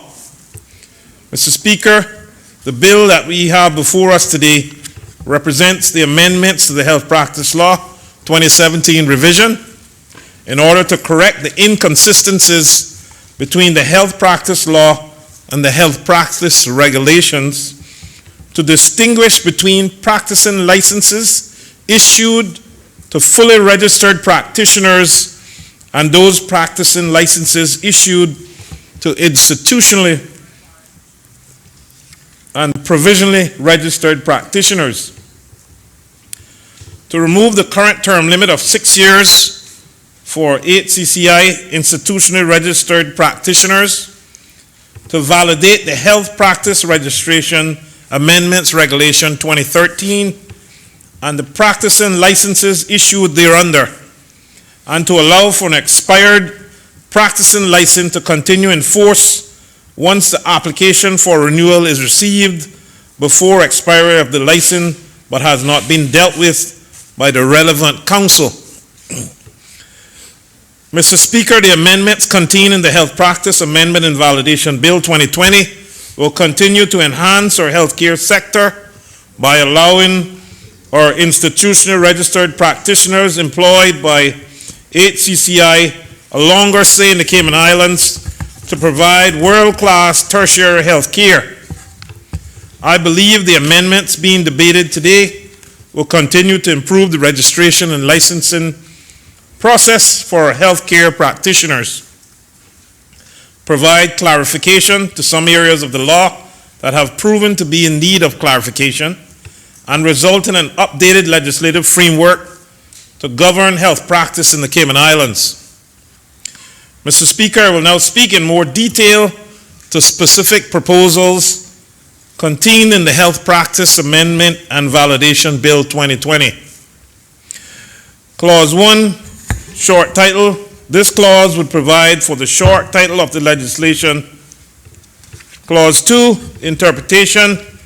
This clause proposes a definition for the term specified period. Mr. Speaker, this is the period commencing from 1st of July 2013, which is the date when the Health Practice Amendment Law 2013 came into force, and ending on the date of the commencement of this law, Mr. Speaker. Clause 3, the deletion of chairman and substitution with chairperson. This clause seeks to amend the law by deleting all references to the word chairman and substituting the word chairperson in light of drafting best practice, which promotes the use of gender-neutral language. Clause 4, amendment of interpretation section of the law. This clause seeks to amend Section 2 of the Health Practice Law by inserting a definition for the term title Chief Medical Officer.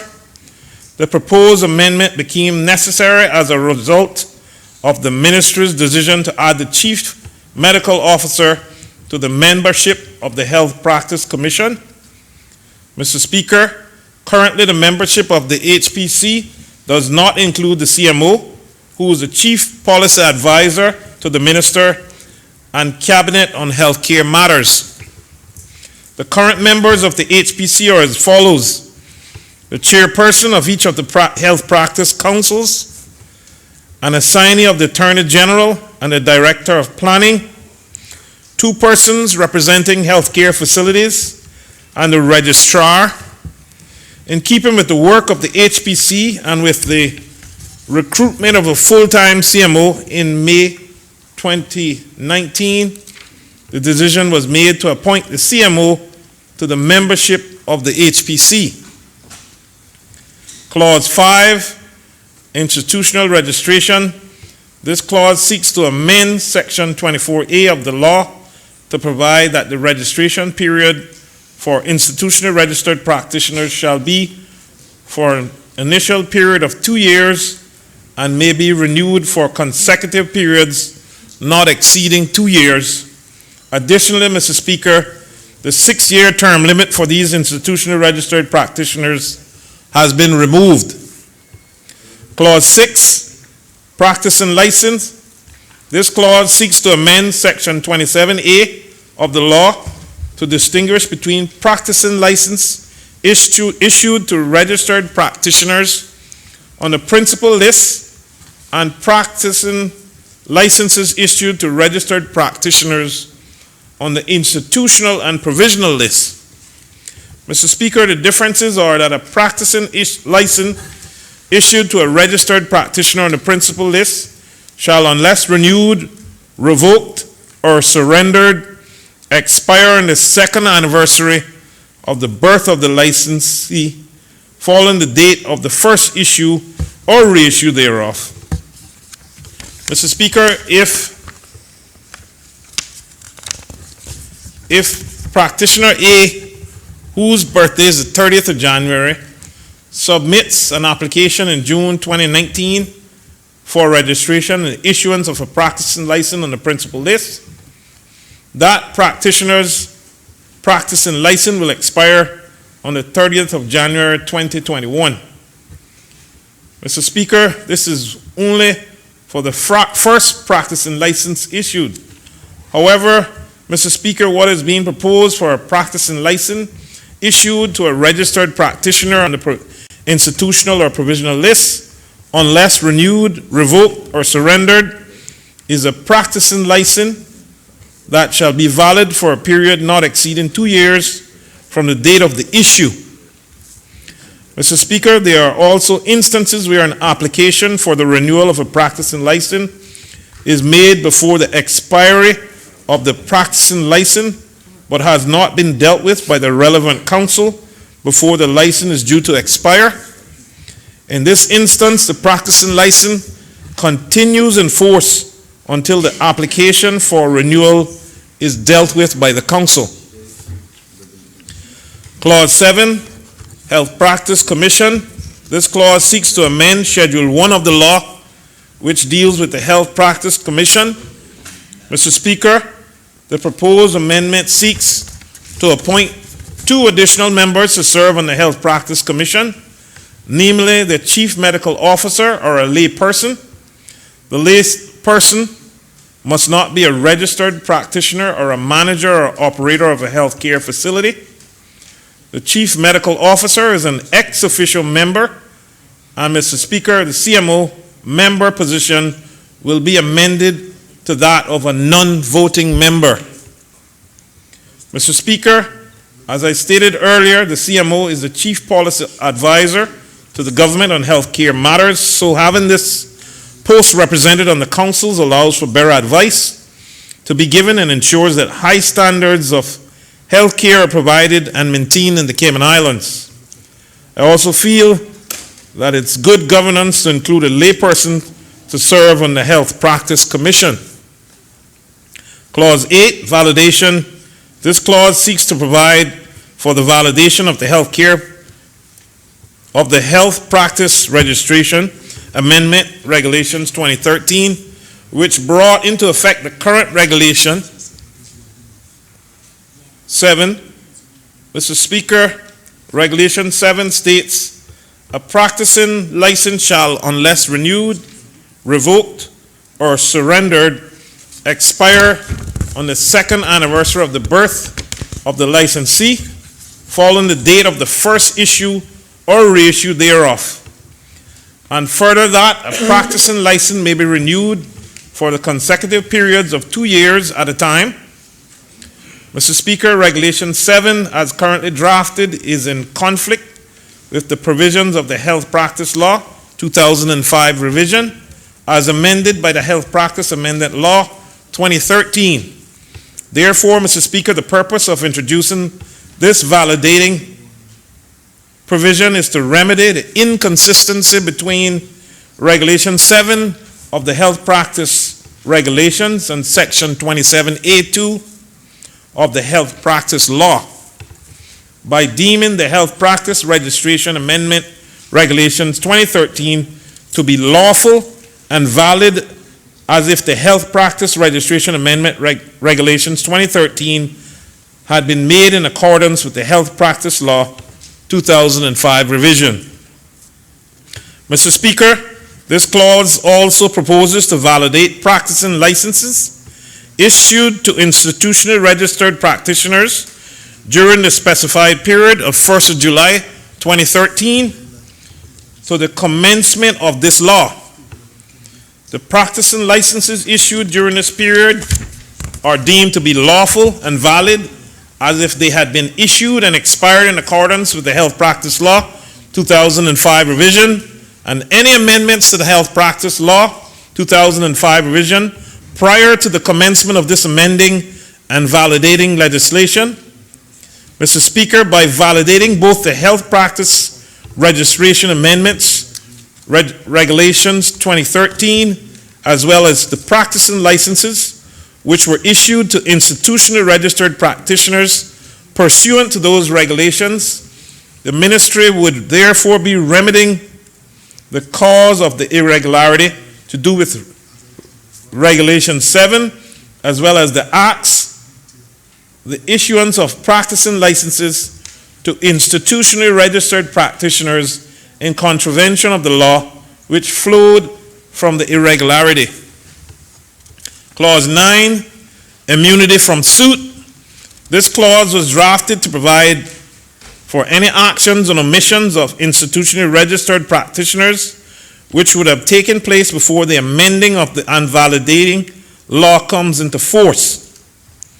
Mr. Speaker, Clause 9 of the bill provides that in respect of any act or omissions of institutionally registered practitioners which were done, taken, made, or conducted during the specified period, that is from the 1st of July 2013 up until the commencement of the amending and validating law, once the act or omission would have been lawful and valid if the practicing licensing of the institutionally registered practitioner has been issued in accordance with the Health Practice Law 2005 revision, and any amendments to that law prior to the commencement of this amending and validating law, and was not negligent or done in bad faith. Then no legal proceedings can be commenced against the institutionally registered practitioner, and further, any ongoing legal proceedings must be discontinued. Mr. Speaker, this clause does not provide blanket immunity from suit. It only provides immunity from suit where all of the following elements are present. 1, the particular act of omission must have been done by an institutionally registered practitioner. 2, the particular act or omission must have been done during the specified period, which the bill defines as period from July 1st, 2013, up until the commencement of the amending and validating law. 3, the particular act or omission must have been one which would have been lawful under a validity issued practicing license. And 4, the particular act or omission must have been negligent or done in bad faith. Mr. Speaker, it is important to understand that applicants for registration and a practicing license under the institutional registration list are required to satisfy the registering councils as to their education and experience. I am confident that since the introduction of this list, the institutional registration list, the councils have ensured that successful applicants under this category have upheld and maintained high standards of health care, and that the people of the Cayman Islands have come to expect and deserve. Mr. Speaker, these are the proposed amendments to the Health Practice Amendment Validation Bill 2020. Once this bill has been passed by this Honorable House, the Health Practice Amendments Regulation 2020 will be submitted to Cabinet for the consideration and approval. Mr. Speaker, while these amendments are necessary, later this year my ministry plans to establish a review committee to have a comprehensive review of the legislation. 6 years and the ministry has realized that other amendments are necessary, and the councils have identified and submitted a number of proposals, changes to be considered by the ministry. Mr. Speaker, with the changing landscape in healthcare, we must ensure that our residents can be confident that the healthcare providers registered and licensed in the Cayman Islands meet the high standards we have come to expect, as well as healthcare facilities. Mr. Speaker, I believe that not only our healthcare practitioners, but all the residents of the Cayman Islands will benefit from these amendments as we strive to ensure that the quality of care required by our residents is available when needed. In closing, Mr. Speaker, I would like to express my gratitude to all those persons who have contributed to putting the amendments together. I must specifically thank the members of the Legislative Drafting Unit and my ministry. I look forward to the support of all the members of this honorable House. Thank you and God bless. The House will suspend until 6:45. 6:45.